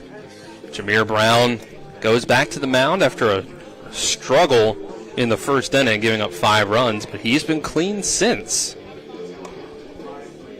Let's see if he can continue that here through another part of the order against post 60. It'll be the top of the lineup. He'll see for the 3rd time as he's 74 pitches deep, 43 for strikes. He's got 9 hits according to Game Changer. 5 runs all earned, 1 walk, 5 strikeouts. Dylan, I was asked to spend my one shout-out card here for the night, so I got to give a shout-out to Bo Bartley, Martinsburg assistant baseball coach, staying up with us, tuning in here to the game tonight. So there you go, Bo. Good to have us with you, Bo. Now you can go to bed. Strike 1 taken by Dunham to start the inning. He's 0 for 2. Strikeout and ground out. 0-2 now. Dunham takes the pitch. Yeah, Jameer locked in right now. He's already ready to go, waiting for Cash to step in so he can fire once again. Dunham protecting the plate. Fouls off the 0-2. Looked like it was high in the zone, but keeping himself alive. And that's the type of focus that makes him, I feel like, the most effective, is when he's in that zone, ready to go. Nobody on base. Just him in the glove. Breaking ball. Falls into the zone for strike 3.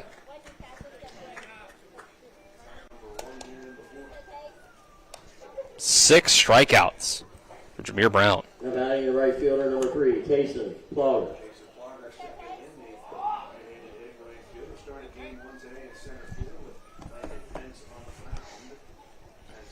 Kason Plogger, 1 for 2, steps in, doubled in the first inning, struck out in the second, and this is going to be closer to the first inning as he's going to get on base with a single to left field. And put that right past the shortstop.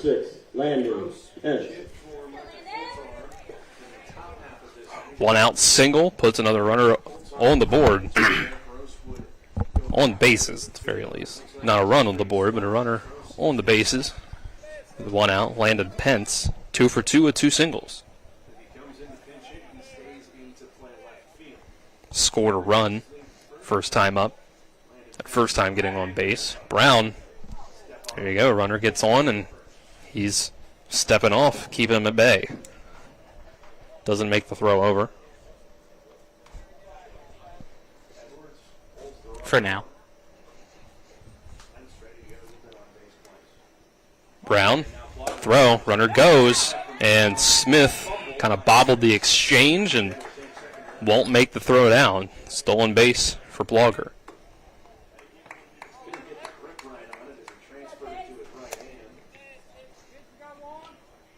As much as Brown has settled in a bit since that first inning, he's still approaching 80 pitches.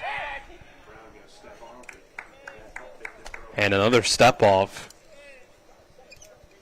Brown has really kept those runners on base in the front of his mind. Here's the 1-0 pitch. That's inside for ball 2. That's pitch 81 for Jameer Brown.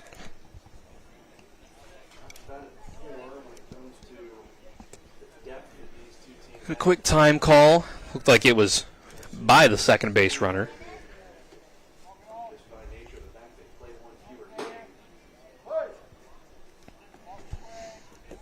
Pence steps back in with the 2-0 count. Brown long look back. And it's going to lead to Pence calling time. Got some gamesmanship here.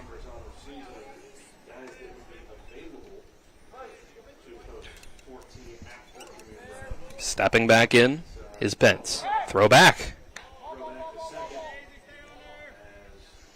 The post 60 has been aggressive enough on the bases that Brown just feels the need to constantly be stepping off, throwing back, taking long looks back. It hasn't led to trouble since the first inning. 2-0, fastball hits the zone.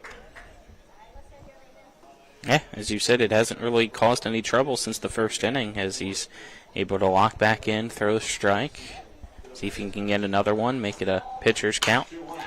This is hit into the air, right field, right at Liam Healy. Runner will tag from second to third, and throw is cut off by McClintock. Runner advances, not quite Ronald Acuna Jr. That's what I was about to right. say out there. Nope, not Ronald Acuna Jr. out there. Number 11, Ian Wolf. So it's a fly out, second out of the inning, but the runner does advance. Come full circle here on Talk Radio WRNR and TV10. Brings in Ian Wolf.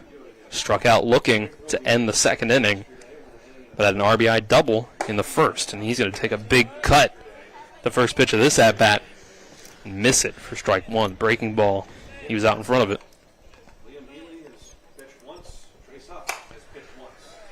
Foul ball on the 0-1. Brown a strike away again from getting out of a jam, leaving a runner on third.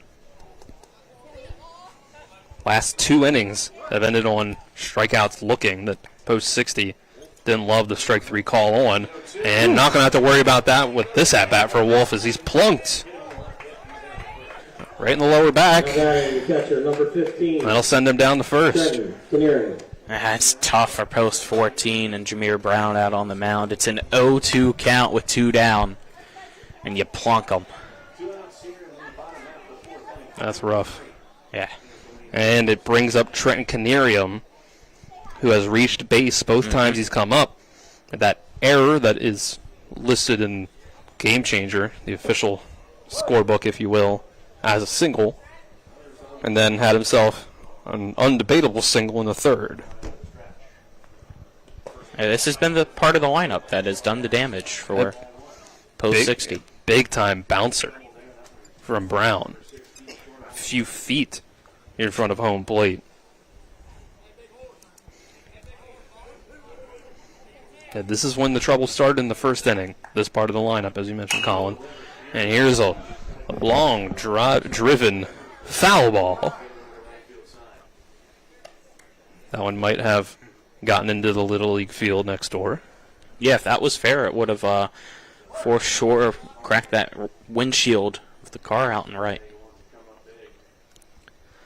1-1 the count. Runner goes for second. Hit and run just into the glove of Huff.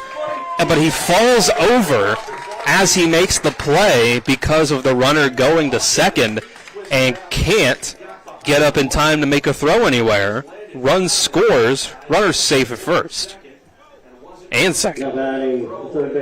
Sometimes in life, you're just unlucky. There's nothing you can do about it. Sometimes it's better to be lucky than good, they say. And I think that's a case of it. Yeah, for Post 60, I was saying unlucky for Post 14. Yeah, the other side of it, yep. Didn't want to confuse people there, and oh no. The pickoff attempt finally comes back to bite. Jameer Brown throws it away, and another run scores. And the other runner also advancing two bases over to third. That unfortunately felt like all day today it was only a matter of time before it happened. He gets so focused on the runners, it only takes one mistake.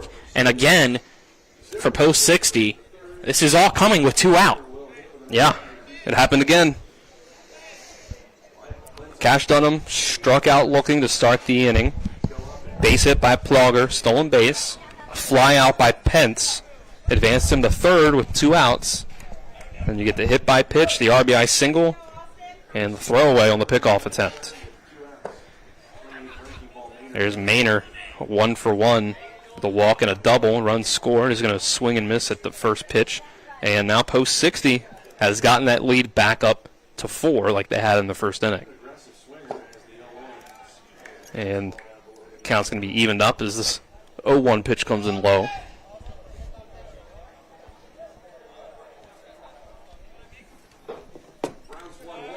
There's a pitch, gets away. Wild pitch, runner's going to come home. Cole Smith can't corral it in time to get it to Brown for a tag attempt. Zimmerman, the courtesy runner, scores. And it's now 8-3, the largest lead of the game for Post 60. The wheels are coming off here for Post 14. You can see the frustration is kicked in. 2-1 out of the zone, ball 3. And Post 60 smells the blood in the water and is ready to swarm on And with the pitching options, you kind of have to ride Jameer Brown as long as you can until he's out of pitches. 3-1 is fouled away. Cole Smith, I think, caught it in an area he didn't have any padding on or any of his catcher's gear. Yeah, he's going to walk that one off. Seems to be okay now, but going to give him some extra time. They're checking his catcher's mask here, making sure it's all in one piece. It looks like some of the, what's the word I'm looking for? Laces or whatever got loose there. So, trying to fix that right now. Straps, maybe more so than laces, I guess. It's probably a better term there.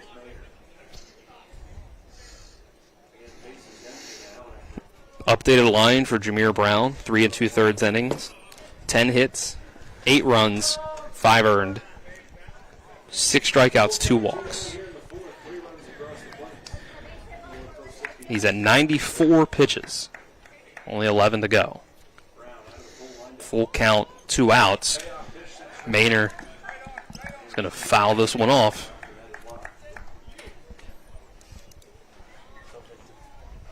I would like to let the record show I did not flinch this time. Kyler did. How the turns have tabled. Swing and a miss. Strike 3. Maynard goes down. 7th strikeout for Jameer Brown despite his troubles. But the inning ends with another 3 runs up on the board for Post 60. They now have their largest lead of the game as we go to the 5th, 8-3. We'll take a 60-second break. Be back with more American Legion Baseball on Talk Radio WRNR and TV 10.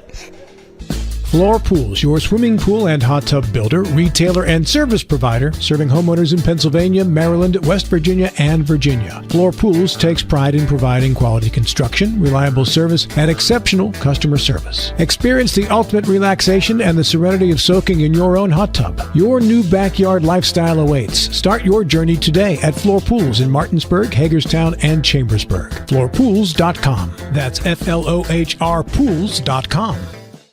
Floor Pools, your swimming pool and hot tub builder, retailer, and service provider, serving homeowners in Pennsylvania, Maryland, West Virginia, and Virginia. Floor Pools takes pride in providing quality construction, reliable service, and exceptional customer service. Experience the ultimate relaxation and the serenity of soaking in your own hot tub. Your new backyard lifestyle awaits. Start your journey today at Floor Pools in Martinsburg, Hagerstown, and Chambersburg. FloorPools.com. That's FLOHR Pools.com. We move to the top of the 5th, brought to you by CMA, Martinsburg, and Winchester dealerships. Proud to be the owners who just care more. It's now 5 runs of an advantage for Jay Vines to work with. Up on the mound for Post 60, he's at just 59 pitches through 4 innings pitched, having given up 3 runs on 3 hits, only 1 earned run. 3 walks, 2 strikeouts. Liam Healy. Liam Healy will lead off for Post 14 as they try to make this comeback. Yeah, for Post 14, you need to get into desperation mode.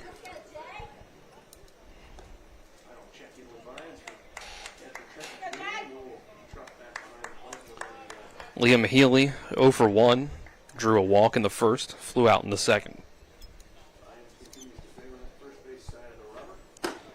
First pitch of the inning, high at the eyes for ball 1.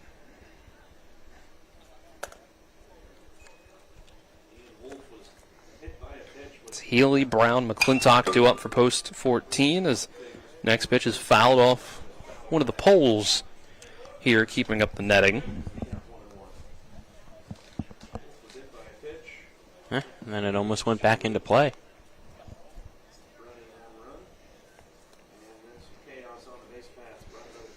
Stepping back in the batter's box with the 1-1 count. Pitch, hit down the line, just barely foul. It took a couple hops before going around, nearly over top of the third base bag. No, it was the right call. It was foul. You heard the home plate umpire very vocal with the call, and third base umpire had the same call.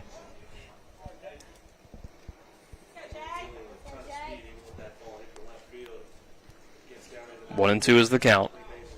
We reset. Vines the pitch. A little too high. Yep. Was trying to get him with the high fastball, and Vines wasn't going for it.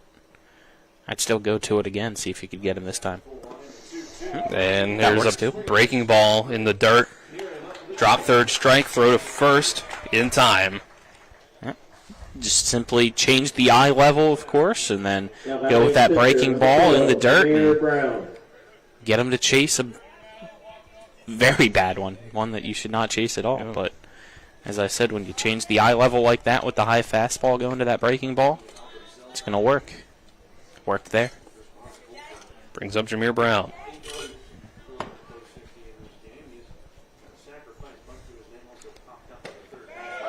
First pitch, looks at it for a strike. Jameer, sacrifice bunt to move a runner over. In the first, pop up to third base in the third. Strike two.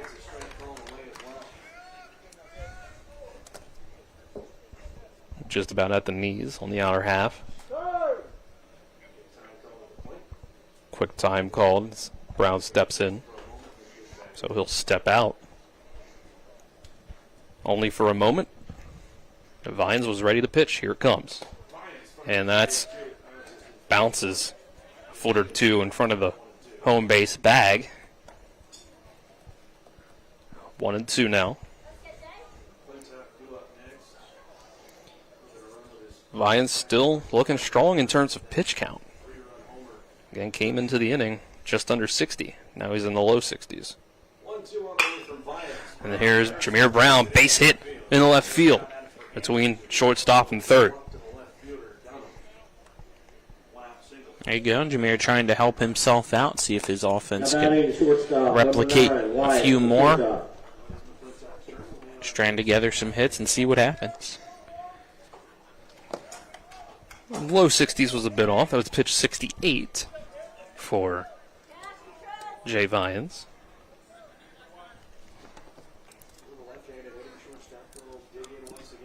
One out and one on for Wyatt McClintock. He had to get on base in this game, but sacrifice fly RBI in the first inning.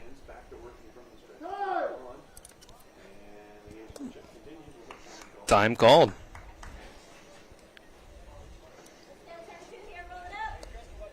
And back and forth between these pitchers and these hitters. Trying to get in each other's heads. Next pitch, the first pitch of this at-bat. Outside for ball one.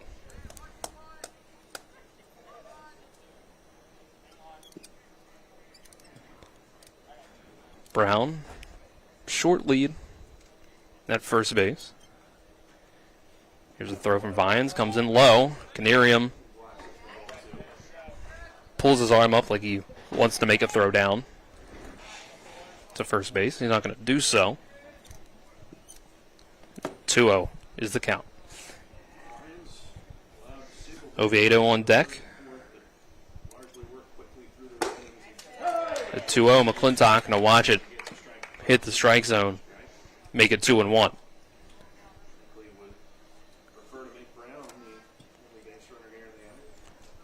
Jameer trying to get the attention of Vines out on the mound.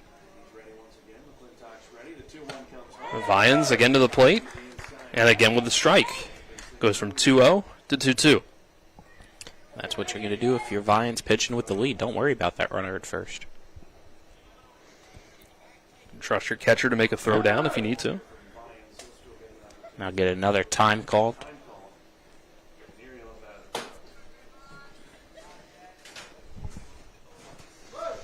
Back into the box goes McClintock.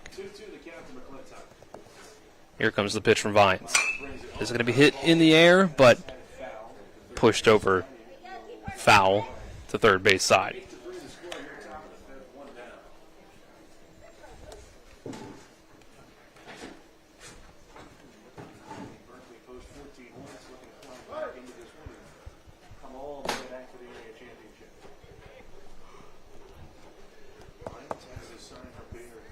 Vians taking a long time. Will finally make a throw over to first.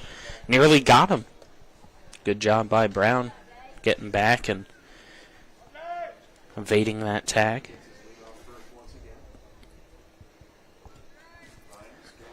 Back in goes McClintock. Finds long look into his catcher. Here's the throw and another foul ball. I was waiting for the trick shot there on the foul ball. I thought it was about to go into the wrapping of the tarp. I was thinking that's where it was going to go too. So a big lead for Post 14 to try to make up here. They're running out of time. Once this inning's over, 6 outs to work with. And it's going to turn into 7 right now. If this ball is caught, it's a pop-up. And off the glove. Can they get it to second base in time? Comes off the glove of the shortstop as well. It was hit in the shallow center field. Center fielder Pence running in for it. Ran off as Wysocki called for it. And it hit off his glove. Jameer Brown couldn't go very far, waiting to see if it was caught. The throw would have been in time to get him, but it hits off the glove of Anders as well. Interesting development here. Brown, after that play, can't stop shaking his left hand. Seems like something might have happened there on the slide. Oviedo, keep that in mind. Oviedo takes ball 1 to start the at-bat. The injury that we heard about that he was getting checked out during Game 1 was said to have happened while sliding into a base. Yeah. That, I believe, was his ankle, though, last game. This is left hand, which isn't his throwing hand, but still trying to wear a glove and catch a ball if that hand is in pain. Strike 1 to Oviedo. See what happens. The 1-1. Oviedo's going to hit this one a little deeper into center field. This time, clearly Pence's ball to get. He's going to make the catch for the second out. And that deeper, as you said, so the light's not as bad there compared to the infield, like that last fly ball, wreaking havoc. He's going to bring up Braden Edwards.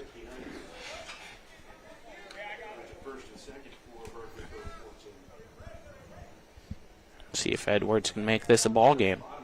He has the capability in his bat.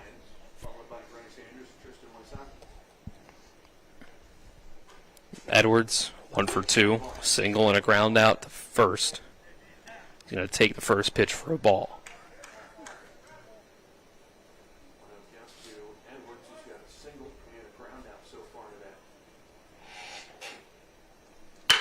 And Edwards slaps this one in the right center field gap. That's going to easily score 1. Looks like it's going to score 2. Throw cut off and no play at the plate. 2 RBI double for Braden Edwards. And Post 60's lead is cut to just 3. There you go. I said he had that capability, and he comes up huge with 2 down here in the 5th. So, right back in it. Still down, though. But you need to chip away with what you got left here in the 5th. And that's exactly what you needed if you're Post 14. If you're Post 60, forget about it. Focus on the next guy. Your bat's just as good, if not better, overall, at least here so far in this 8-5 ball game. You can get right back to it. That error does, in fact, come back to haunt Post 60. Put 2 runs up on the board.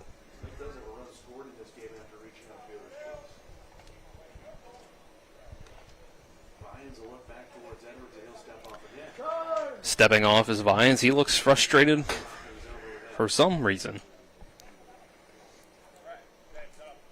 if he thinks that maybe there's some sign stealing again. I think that is what they're looking I wouldn't be surprised. They're looking over at Edwards as he jogs over to talk to his third base coach. And you got, oh, never mind, that's Ethan out there. I thought maybe that was Pence. They're wearing similar jackets. Yeah. So, my apologies. I thought it was Pence out there possibly talking with the umpire again, complaining about what you were just mentioning. But no, that's the first base coach for the Hornets and Ethan Greenfield. So, sorry, Ethan. 80 pitches now for Vians compared to Jameer Brown's 96. Brings up Cole Smith. It will take strike one to start the at-bat.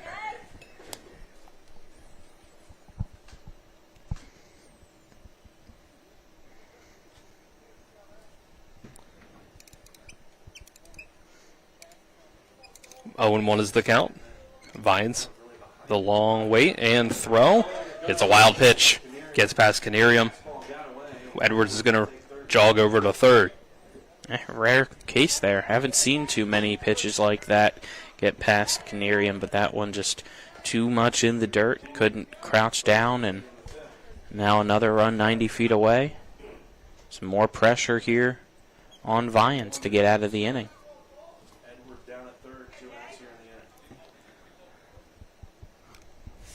Here's the 1-1. That'll be high for ball 2. Cole Smith, first time up, tried to sacrifice bunt, but the throw was made over to third base to get Edwards, and then flew out to right field in his second at-bat. Inside ball 3.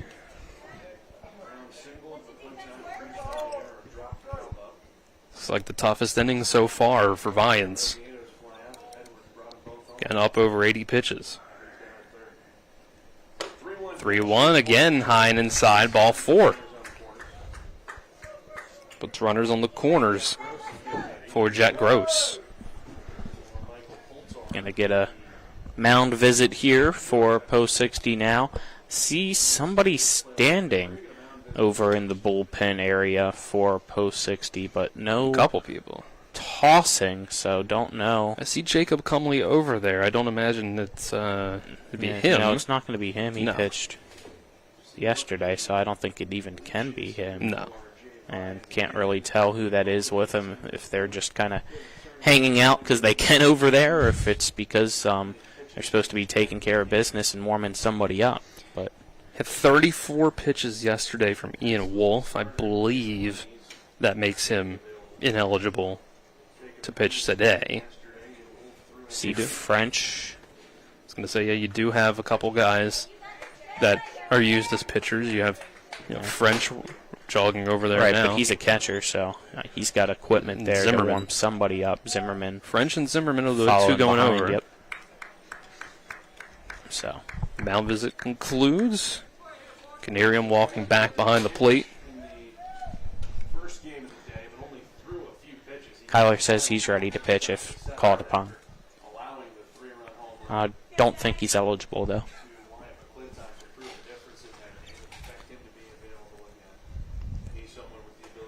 Jack Gross stands in. First pitch out of the zone, ball 1.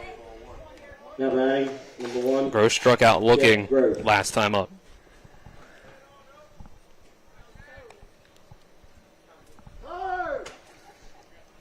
Time called at the plate.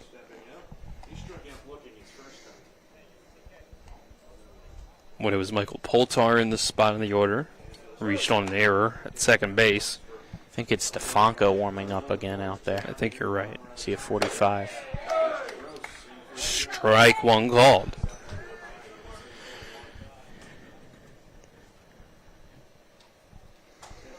Stefanko immediately gave up the 3-run home run to McClintock when he tried to come in for Pence in game 1. But perhaps they can put him in and hope for better luck in game 2. I don't know how many other options there are. Right?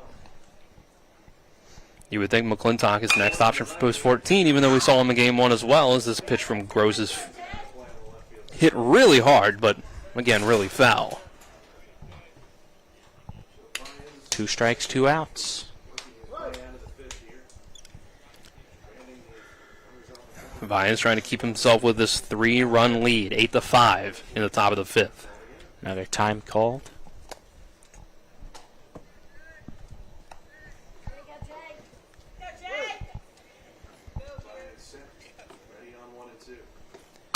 Here's the pitch. Gross fouls off another.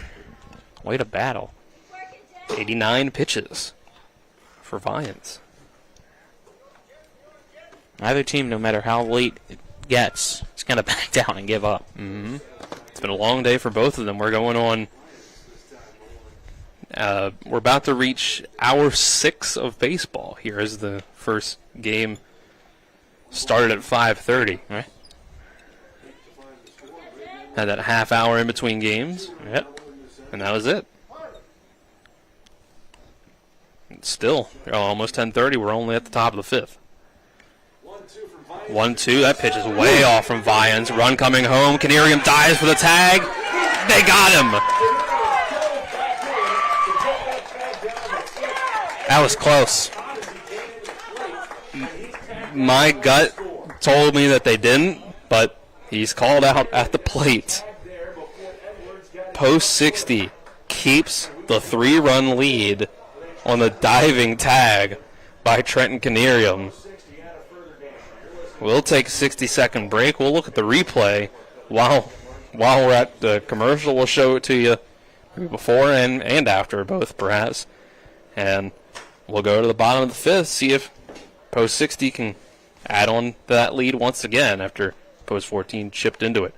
This is American Legion Baseball on Talk Radio WRNR and TV 10.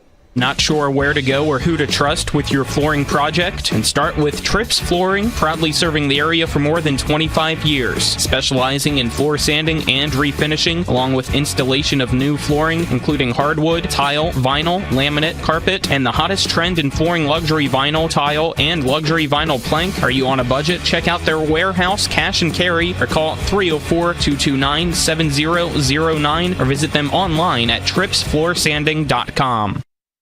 I love it when people ask me which of the Skinner brothers is younger. I love it when people ask me who's taller. I love it when people get us confused. You do? Really? No. At least they're not confused about what the Skinners do. If you're hurt in almost heaven, dial the 7s. 304-777-7777. SkinnerWins.com.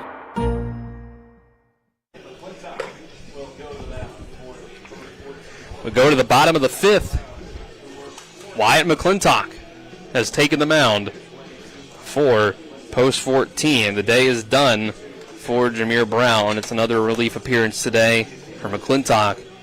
This time pitching with a deficit, and this time needing to pitch at least 2 innings rather than just getting 1 out. Jameer Brown's day is done officially in the scorebook. 4 innings. 11 hits given up, 8 runs, 6 earned, only walked 1 and struck out 7. But it's the 11 hits and the 8 runs, 6 earned that have Post 14 with a deficit here. And we looked at the replay of that play at the plate during that commercial break. It's bang, bang. My gut instinct, even on my first watch of the replay, was that he might have been safe. But I think it's one that I would need to even look at a couple more times. Yeah, I need to constantly watch and get a closer look at his foot while sliding in if it reached that top corner of the bag before the tag from Canarium came and was on that back leg. So, first pitch, Vian sees from McClintock is over his head. Bottom of the 5th brought to you by Trips Flooring. Not sure where to go or who to trust with your flooring needs. Call Trips Flooring at 304-229-7009 or online at tripsfloorsanding.com.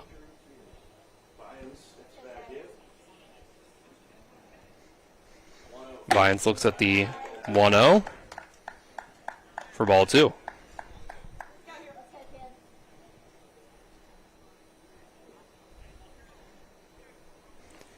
The 2-0, Vians lines it, but foul.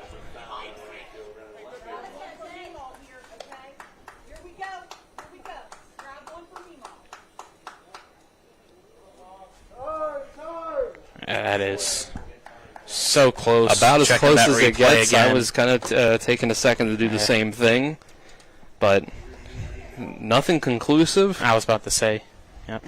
Call inconclusive, play stand. Yep. 2-1 pitch comes in low. Ball 3. What is that? Had a crazy looking bug land on the net right in front of us. Vians, 3-1 pitch. Ball 4 comes in low. Vians gets on base for the second time. He had a 2 RBI double in the first inning.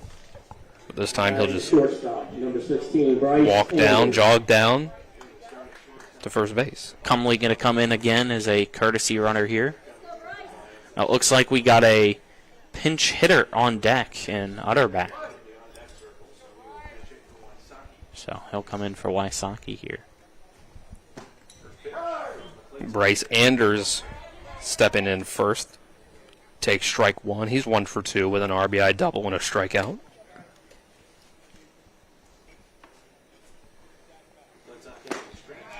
Next pitch, low, ball 1.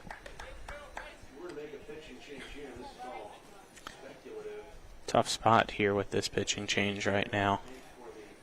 Bringing a guy in that has pitched a lot in short spurts over the past few days. Next pitch comes in, low, ball 2. Mentioned earlier that McClintock was the only guy available to Post 14 who had pitched double-digit innings for them. McClintock in 13 innings through 10 appearances. Strike 2 makes it 2-2. McClintock 2.15 ERA. Walked 12, struck out 21. And up 8 hits in those 13 innings of work. Here's a pop-up. It looks like it's still in play. Cole Smith able to grab it from behind home plate. Tough there by Smith. Great job taking the mask off immediately and having to somehow, some way find that one in the lights. I don't know how he did. And here comes Utterback, a pinch hitter.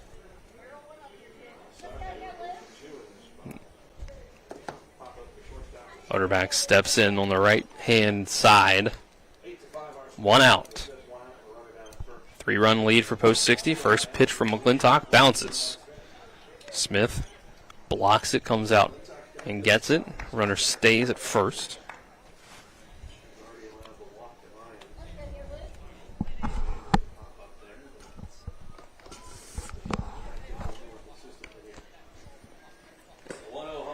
A 1-0. Another one that bounces closer this time. A lot of these pitches low, though, from McClintock here this go-around. Struggling to even reach the plate, as you just said.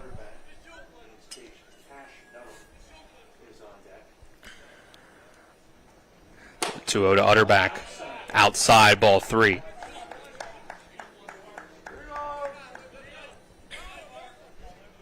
Is Utterback at the green light?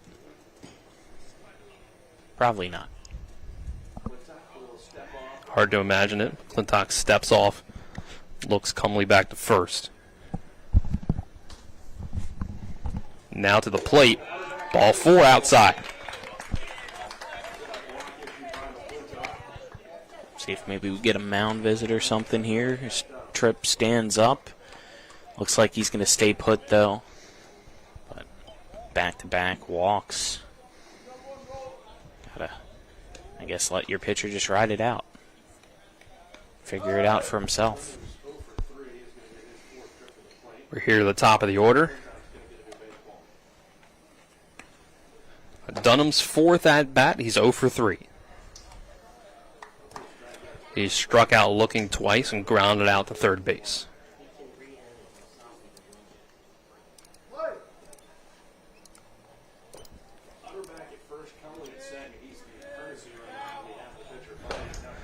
Dunham squares the bunt, pulls it back quickly, takes the strike.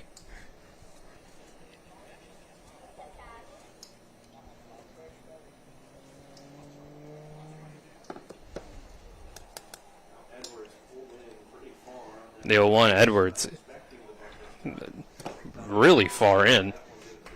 0-1 bounces. Fielder number 12, Cash Dunham.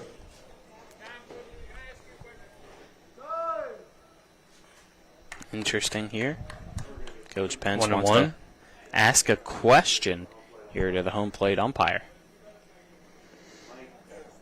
I wonder if it has anything to do with how far in Edwards just came. I don't know if it's that or if it's about Utterback. They wanted to see if he could get a runner now, and his day's done. Makes sense. Just like that. So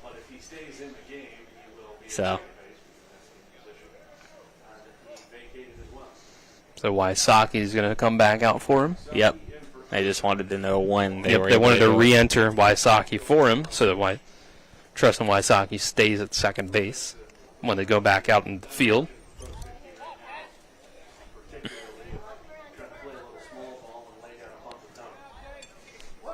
One and one. So I think that does mean we should expect another bunt attempt from Dunham. We don't get it here, though. Ball comes in low. 2-1.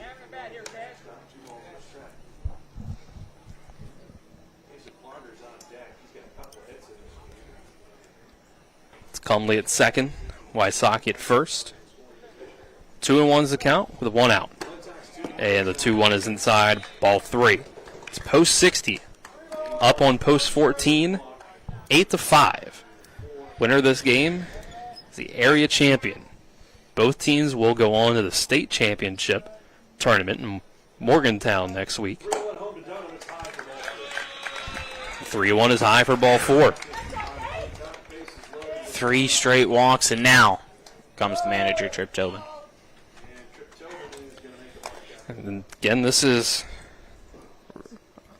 a kind of last option here before you get into guys that have not pitched much this summer. The next most experienced pitcher for Post 14 this summer is Braden Oviedo at 5 1/3 innings pitched. Christian Alter, not here. Grant Anderson, not here. Alex Danner, not here. Those 3 have thrown innings this year for Post 14, but not with the team today. Same goes for Bradley Loper, even though it was only an inning and 2/3. Liam Healy has pitched an inning and 1/3. Trace Huff pitched an inning. Cole Smith has pitched an inning, but I think those were not usual outings, as you can tell by the numbers being that low for them. Oviedo has pitched this week, as I mentioned earlier. He's pitched earlier in this tournament. Mound visit concludes. Clintock's still out there. Oof, and a bouncer. Runner's going to come home. Cumley easily scores. No play at the plate. 9-5 for Post 60. Feel for Cole Smith there. It bounced off the dirt and just pelted him right in the mask. Nothing he could do there off that wild pitch. Tried his best to somehow, some way keep it in front of him, but there was no chance. And it feels like the wheels are coming off here again for Post 14, possibly, with only 1 down and the 2 runners still in scoring position. Yeah, we don't really think of a team like we don't really think of Post 14 as a team that would run out of pitching very easily. And McClintock is one of their usual options, but he just doesn't seem to have it right now, as another one comes in low. McClintock, 21 pitches, only 5 have been strikes. I mean, he's a great player. He's a utility man. It's brave of him to be called upon in this situation, but this is a big hit from Plogger, but it is right to left field. Jet Gross makes a catch. Runner tags up, though, and scores and makes it 10-5. There he just forces one down the middle just to finally throw a strike, and results in the 10th run of the ball game for the Knights. Wysocki crosses the plate, makes it 10-5. 2 outs here in the bottom of the 5th.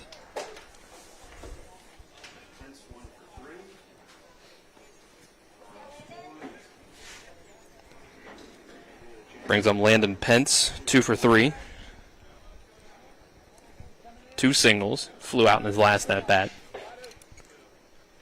First pitch really bounces. And coming way off the bag is the runner, Dunham, and he's caught a rundown. Oviedo, and now it's a second base, and we're caught still throwing back and forth between third and second. Here's finally the throw to McClintock in the tag to get the third out. So Post 60 gets 2 runs back up on the board to get back up by 5 after Post 14 had cut it to 3. We'll go to the 6th inning. 2 innings left for Post 14 to try to finally make this comeback. They've been chipping away, but Post 60 keeps answering back. Take a 60-second break and move to the 6th. This is American Legion Baseball on Talk Radio WRNR and TV 10. Insurance companies like to play games. They say they're on your side, but they aren't. We have a team that can handle any curveball they throw. At Burke, Schultz, Harmon, and Jenkinson, you get a dedicated lawyer, and every case gets a team effort. So you get nearly 150 combined years of experience going to bat for you. And we like to win. Join the team that takes your personal injury case seriously. Burke, Schultz, Harmon, and Jenkinson. We play hardball. At the Berkeley County Health Department, our motto is Prevent, Promote, Protect. Since 1935, our mission has been to provide clinical and environmental services to protect the health of the general public. We're committed to building public health in our community by offering a wide range of services, including blood pressure screening, breast and cervical screening, family planning, counseling, lab testing, and more. We perform health inspections to make sure the restaurants you visit are clean, and we prepare and coordinate plans to respond to all hazards. The Berkeley County Health Department, 122 Waverly Court, Martinsburg. Top of the 6th here from Hedgesville. It's 10-5. Post 60 Knights over the Post 14 Hornets. Top of the 6th brought to you by Parsons Ford at 1400 Shepherdstown Road and online at ParsonsFord.com. They became number 1 by making you number 1 first. Parsons, Dylan Bishop, and Colin McLaughlin with you on the call for Talk Radio WRNR and TV 10. Kyler High is behind the camera on the TV 10 side, and Nick Verzolini's back at the studio. We keep going back and forth between these teams, but it's been back and forth since Post 60 opened up a 4-run lead. Since then, after that first inning where it was 5-1 Post 60, we've seen 2 runs from Post 14, answered 2 innings later by 3 runs for Post 60. Post 14 comes back with 2 runs. Post 60 comes back with 2 runs. And now here we are. Post 14 comes up still down by 5, despite having 5 runs on 5 hits up on the board.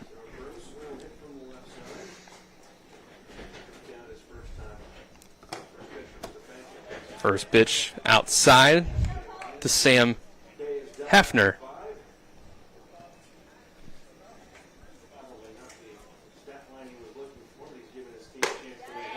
Next pitch taken for a strike. Actually, I believe this is Jet Gross at the plate, isn't it? Yep.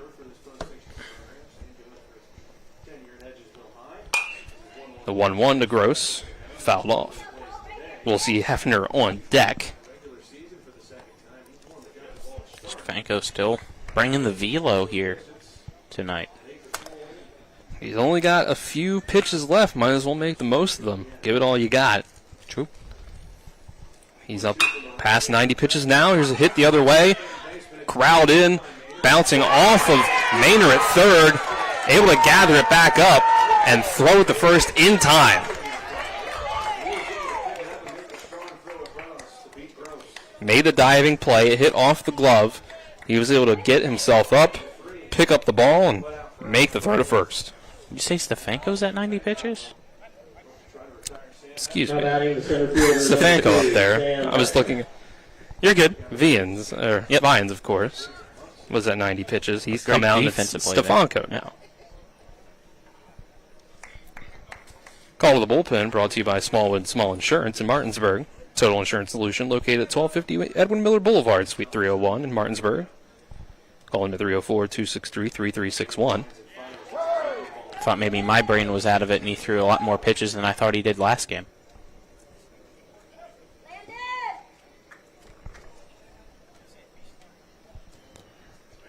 The 0-1. Hafner takes it. It's 1-1. 2 for 2 day for Hafner so far.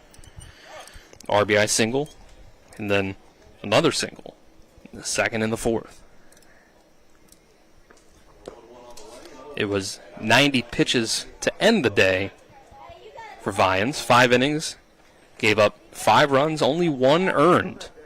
5 hits, 4 walks, 3 strikeouts. In 25 batters faced. Hafner steps back in with a 2-1 count. Here's the pitch from Stefanko. It's going to hit on the ground. Over to shortstop. Throw over by Anders. Safe. Bounces out of the glove of Wolf at first. I think might have been Hafner beating him there to the base anyway. Yeah, I think that's unanimous up here, it sounds like, with that call as still being an infield single, even though the ball went off the first baseman's glove. I'll agree with you that looked like Hafner was there by a step anyway. So, there you go. Back to the top of the order for post 14. Trace Huff looks at the first pitch. High, ball 1. Huff 0 for 2, drew a walk in the first inning, but he's grounded out to second base twice since.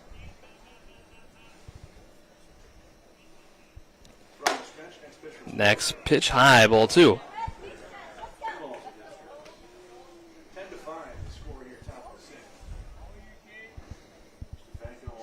Top of the order for post 14 has been fairly quiet. 2-0, outside ball 3. Liam Healy has not gotten a hit yet in the 2 spot. Just 1 hit for Jameer Brown. Sacrifice fly RBI from McClintock from the cleanup spot, but no hits. As the 3-1 gets across. And the 3-0 makes it 3-1. Yeah, if I'm post 14, though, I want the chance to get McClintock up with runners on this inning.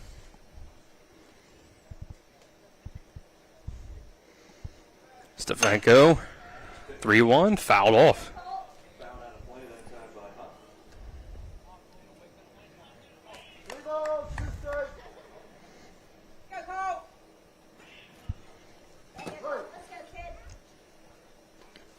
Payoff pitch coming, Stefanko on the rubber.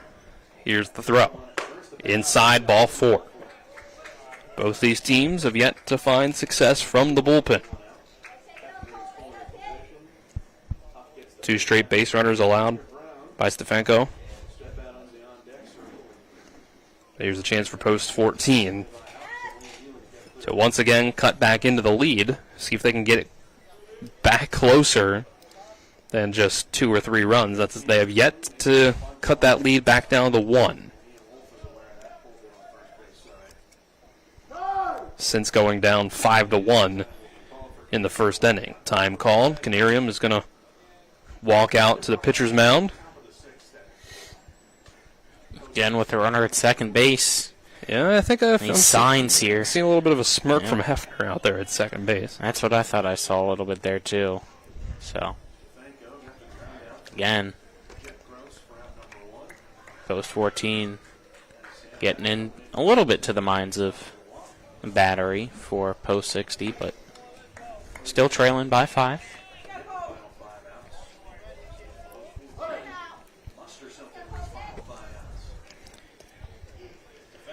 Healy steps in. Here's first pitch to him. Strike 1 on the inner half.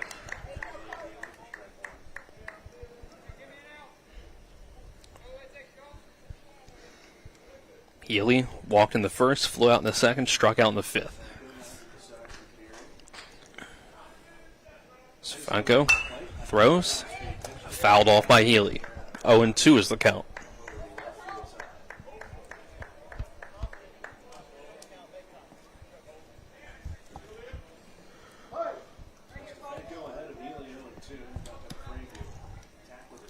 Runners with good leads here.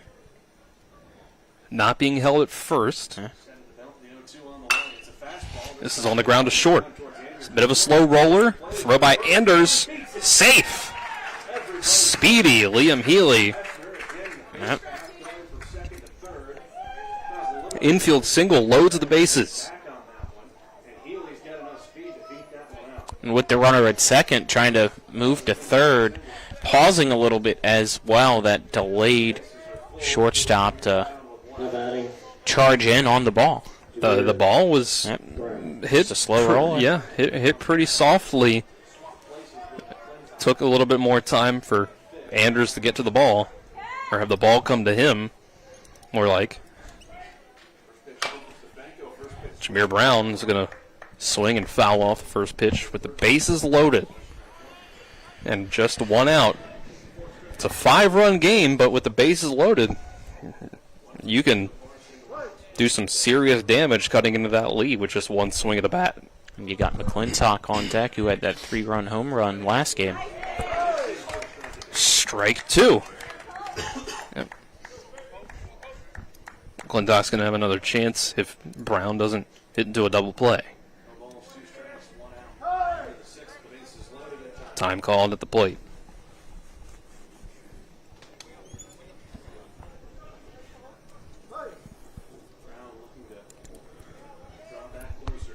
Healy at first, Hoff at second, Hafner at third. That one's outside for a ball. Tried to get him to chase one in the dirt, but Brown doesn't offer. 1-2. Stefanko winds up, throws, gets past the catcher. Run's going to score from third. The other runners advance as well. Post 14 cuts into it. It's 10-6. Yeah, I mean, you want to get them to chase, obviously, at one in the dirt with the count in your favor at 1-2, but Stefanko put too much on it and ricocheted off the background or backing and rolled over to the first base side. Stefanko winds up and throws, fouled off of Jameer Brown's leg. Hopefully that's not the ankle that he hurt yesterday. Yeah. Either way, not fun. Yeah, it looks like he's shaking it off fairly easily. Stepping back into the box here. Stefanko ready to throw immediately. Here it comes. Strike 3 called.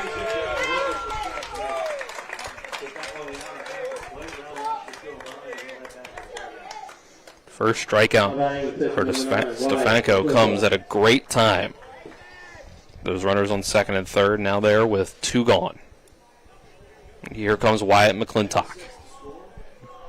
It looks like they're going to pitch to him too. Hours ago, hit a 3-run home run in the 7th inning.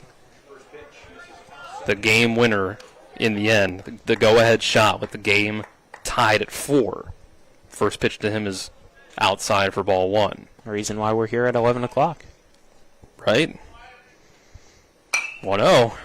Hit hard, but fouled straight back over the press box. If McClintock gets out in that at-bat, Post 60 has a chance to come up in the following half inning and end the day right there. Yep. 1-1. Here's a ball he didn't really want to swing at. Check swing and ends up hitting the bat anyway and going foul over towards his dugout. Good thing he still got a piece of it because there were 2 strikes.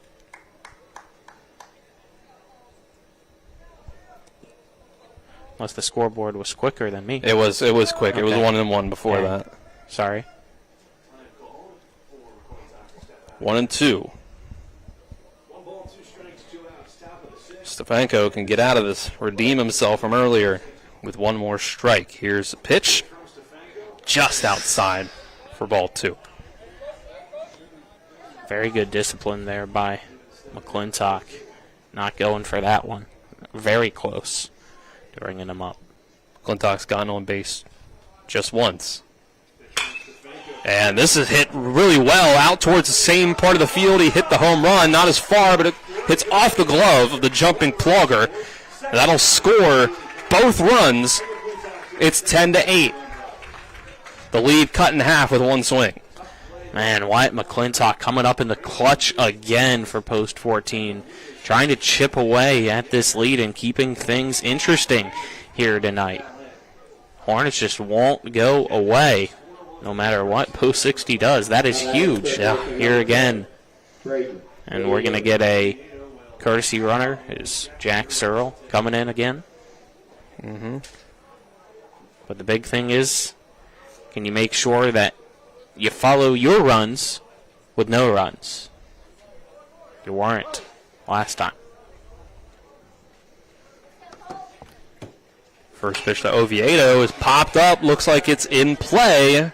First baseman makes the catch. Ian Wolf ends the inning.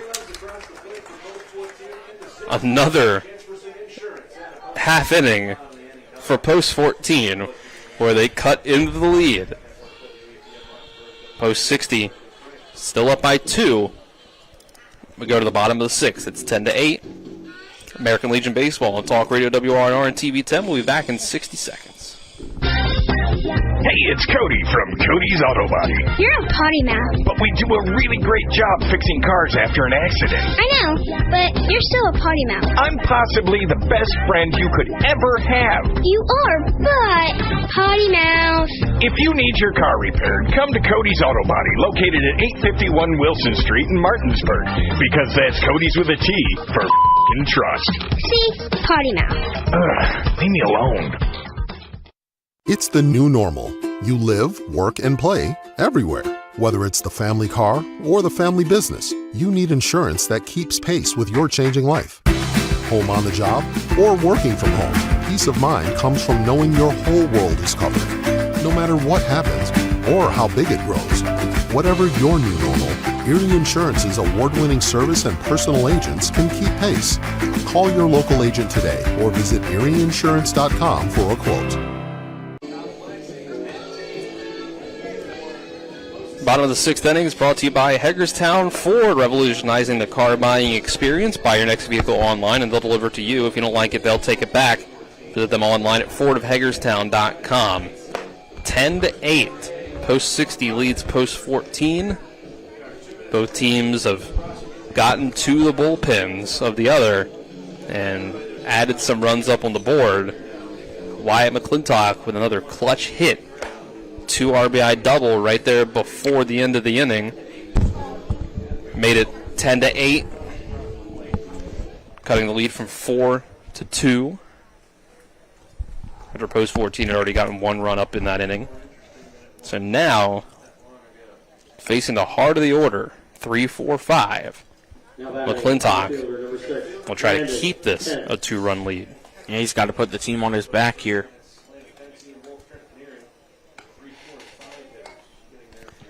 Penn's 2 for 3 so far.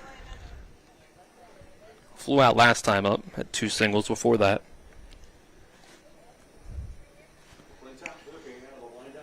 First pitch, bounces it. We've seen a lot of low bouncing pitches from McClintock so far.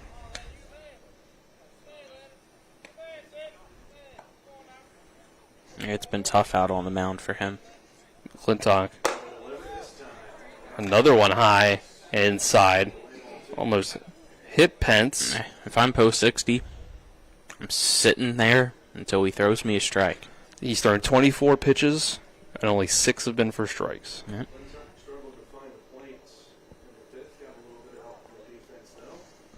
Next pitch, also out of the zone. Ball 3.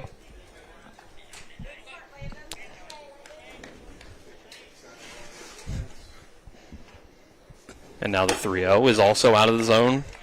4-pitch walk to lead it off.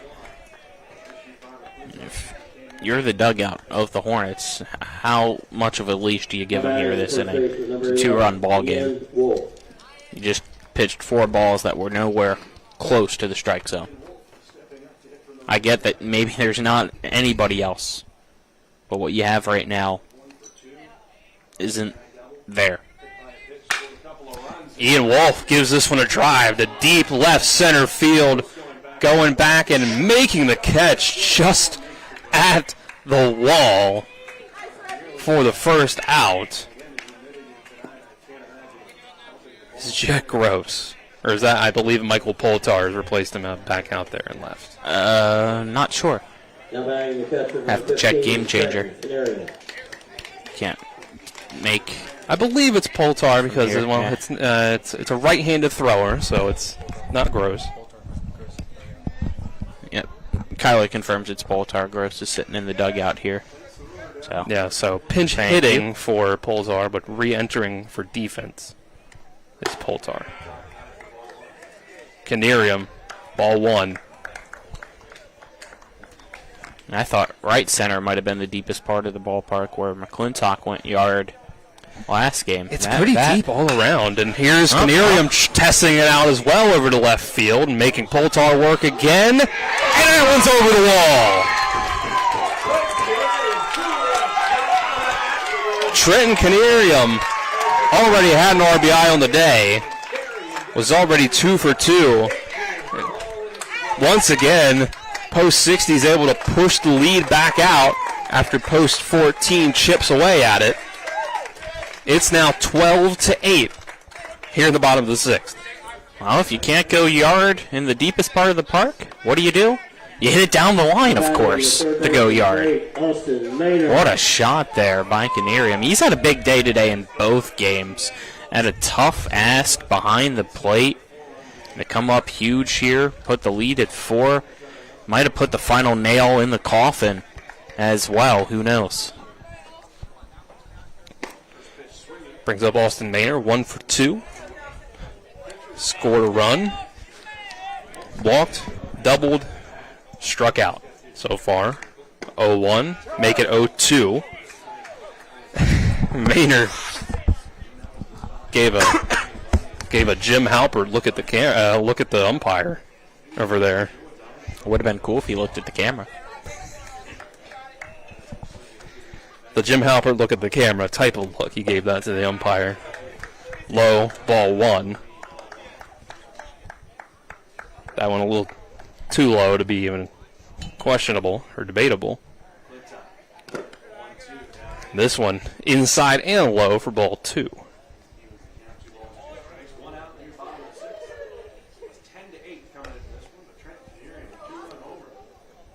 2-2 count.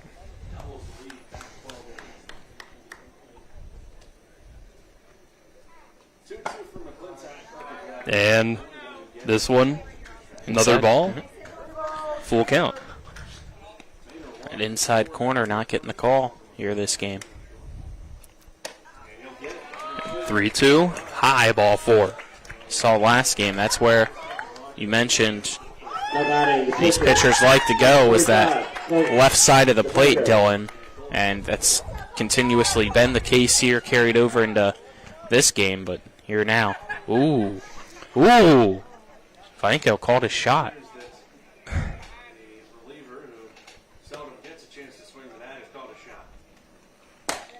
Well, Stefanko takes strike 1.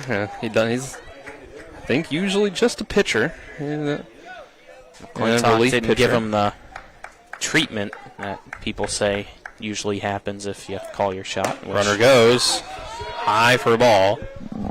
Wouldn't be asking for because it's not the right thing to do. Yeah, Cole Smith dropped the ball as he made the exchange, so easy stolen base for Maynard.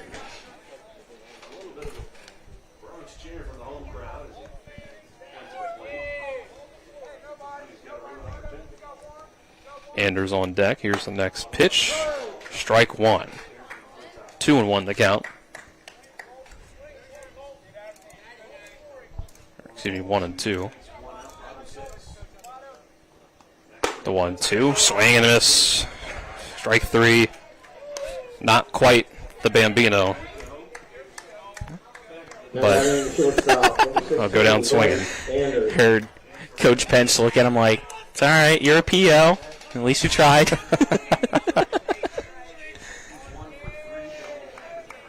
Bryce Anders comes up. You could hear the reaction of the crowd here. Here's Anders pops up the first pitch. And the second baseman, Trace Huff, makes a catch. And that'll end the 6th inning, which means up by 4, Post 60. is 3 outs away from being the Area 4 champions in West Virginia American Legion Baseball. We'll take a 60-second break and see if they can get it done, or if Post 14 can pull off a miracle. They've been able to chip away, but they haven't been able to get back within even just 1 run. We'll see what happens after the 60-second break. This is American Legion Baseball on Talk Radio WRNR and TV 10.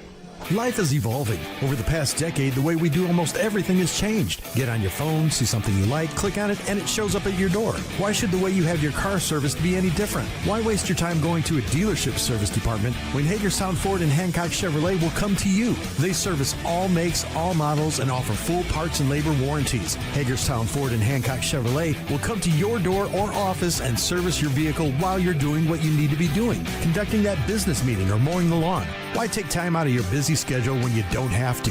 Hagerstown Ford and Hancock Chevrolet's friendly, knowledgeable staff will come to you where you live or where you work for full service maintenance, from oil changes to tire rotations, brakes, batteries, multi-point inspections. They handle it all. Hagerstown Ford and Hancock Chevrolet is committed to delivering the best of the best to their customers. Trust them to service your vehicle where you're at home or at work. Skip the time-consuming and terminal wait at the dealership. Schedule your appointment at fordofhagerstown.com or hancockchevy.com. Top of the 7th inning, brought to you by Smallwood & Small Insurance in Martinsburg, your total insurance solution, located at 1250 Edwin Miller Boulevard, Suite 301 in Martinsburg. Call 304-263-3361.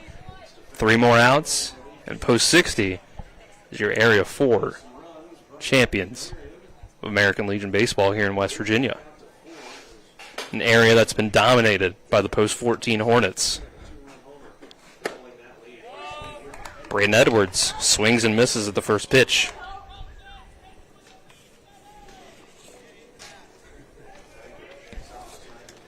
Edwards, Smith, Gross due up. Edwards fouls this one off, makes it 0-2.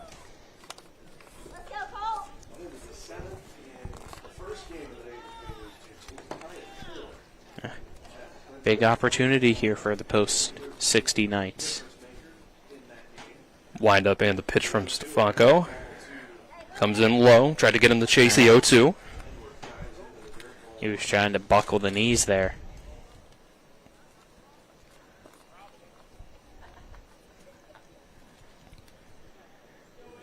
Edwards has had himself a good day. 2 for 3, 2 RBIs. This is a chopper over to the middle of the field. Throw to first by Wysocki. Nice play for out number 1.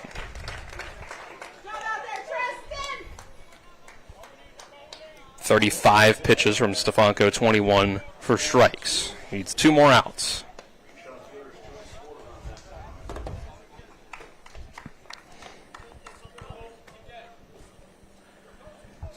Brings up Cole Smith. Reached base on the fielder's choice on the sac bunt attempt. Flew out to right field. Drew a walk.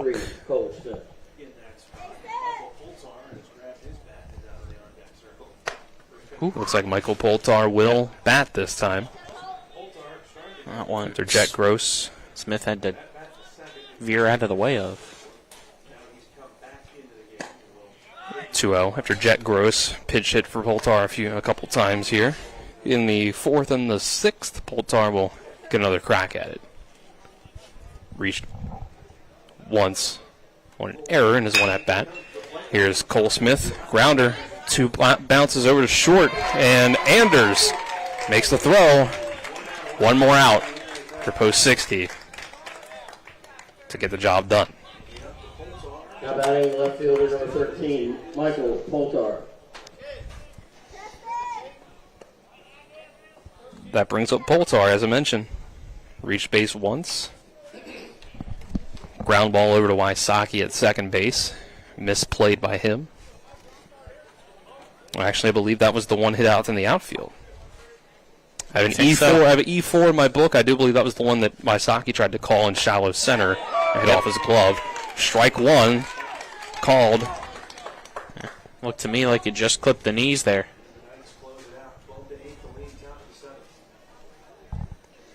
The 0-1. It's a hit on the ground. Anders grabs it, throws it in time. Post 60 the Knights are the Area 4 champions. And we'll move on to the state championship tournament next week in Morgantown. Post 14 will as well, but Post 60 will get the better seeding as the area champions. Back and forth we went. Long day here with 2 games being played. We'll roll right into the postgame show brought to you by the Palace Lounge in Martinsburg on Edwin Miller Boulevard. Full lunch and dinner menu with daily specials and a clean, comfortable atmosphere. Check out the menu on the Palace Lounge Facebook page.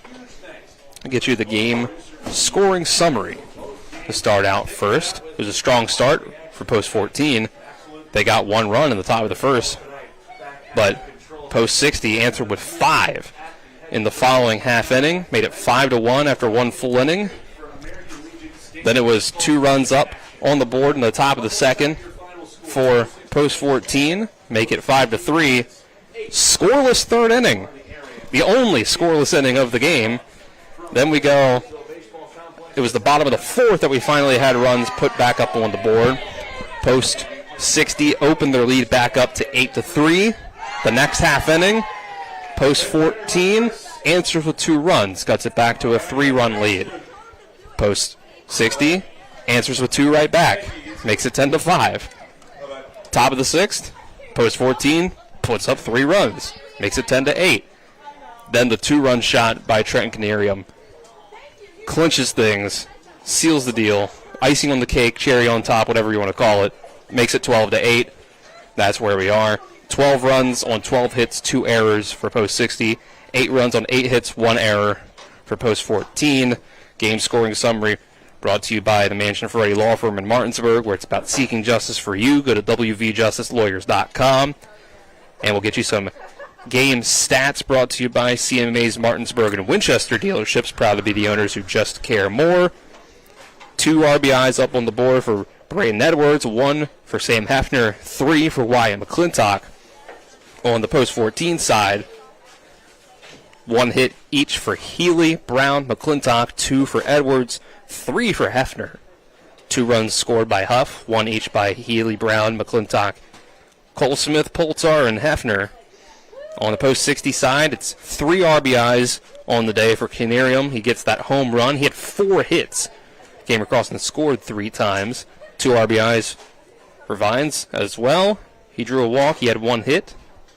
Eden Wolf, 1 RBI on 1 hit himself, scored twice. Landon Pence scored twice. Plogger with a run scored, 2 hits and an RBI. Wysocki came across and scored once. Anders, 1 hit, 1 RBI. On the mound, Vines goes 5 innings, gives up 5 runs, only 1 earned. 5 hits, 4 walks, 3 strikeouts. Stefanko closes things out. 2 innings, gives up 3 runs, 3 earned. 3 hits, 1 walk, 1 strikeout. On the Post 14 side, it was a rough 4 innings of work for Jameer Brown. Gave up 8 runs, 6 earned, 11 hits. Only gave up 1 walk, struck out 7, but gave up the majority of the work. Therefore, Post 62 innings pitched for Wyatt McClintock. 1 hit, 4 runs, 3 earned, 5 walks, 1 strikeout. Brings us to the player of the game, brought to you by Parsons Ford, 1400 Shepherdstown Road, and online at parsonsford.com. They became number 1 by making you number 1 first. Parsons, Colin, player of the game, and thoughts overall. This is fantastic to see 2 great teams from the Panhandle. Best of luck to both of them in the state tournament. Player of the game, I got to go Trenton Canarium. Behind the plate, it's a tough ask to catch not 1 but 2 games back-to-back like that, and then the firework, icing on the cake with the cherry on top. I don't know what you want to call it, a 2-run home run to pretty much put the game to bed late, and that wasn't his only big moment here today for Post 60. Even in the first game that was a loss, he was great in, so got to give him the player of the game for sure. The official scorebook has him as 4 for 4. I have that first one as an error. He scored 3 times, had himself, in my book, got on base on an error, which is ruled a hit on Game Changer. A single, RBI single, came around and scored, and then the 2-run home run. So, more than fair there, Trenton Canarium. And Post 60 over Post 14 are the area champions. Want to mention, for those still up and tuned in, not sure if we'll have coverage of the two teams' games or not at the state tournament, so stay tuned to our social media pages, stay tuned to the Sports Mix, and we'll let you know if we get permission to make the trip to Morgantown or not. There you go. For Kyler High behind the camera for TV 10, Nick Verzolini back at the studio, Colin McLaughlin next to me. I'm Dylan Bishop saying so long from Hedgesville. Post 60 gets it done in the winner-take-all game over Post 14 to be the Area 4 champions of American Legion Baseball in West Virginia. Saying so long. This has been American Legion Baseball on Talk Radio WRNR, TV 10, the WRNR TV YouTube channel. Hope you have a great rest of your Friday night. You've been tuned into American Legion Baseball for the continued excitement of high school, college, and Major League Baseball. Keep it tuned to 106.5 FM, AM 740, Comcast Cable Channel 10, and online at talkradiowrnr.com.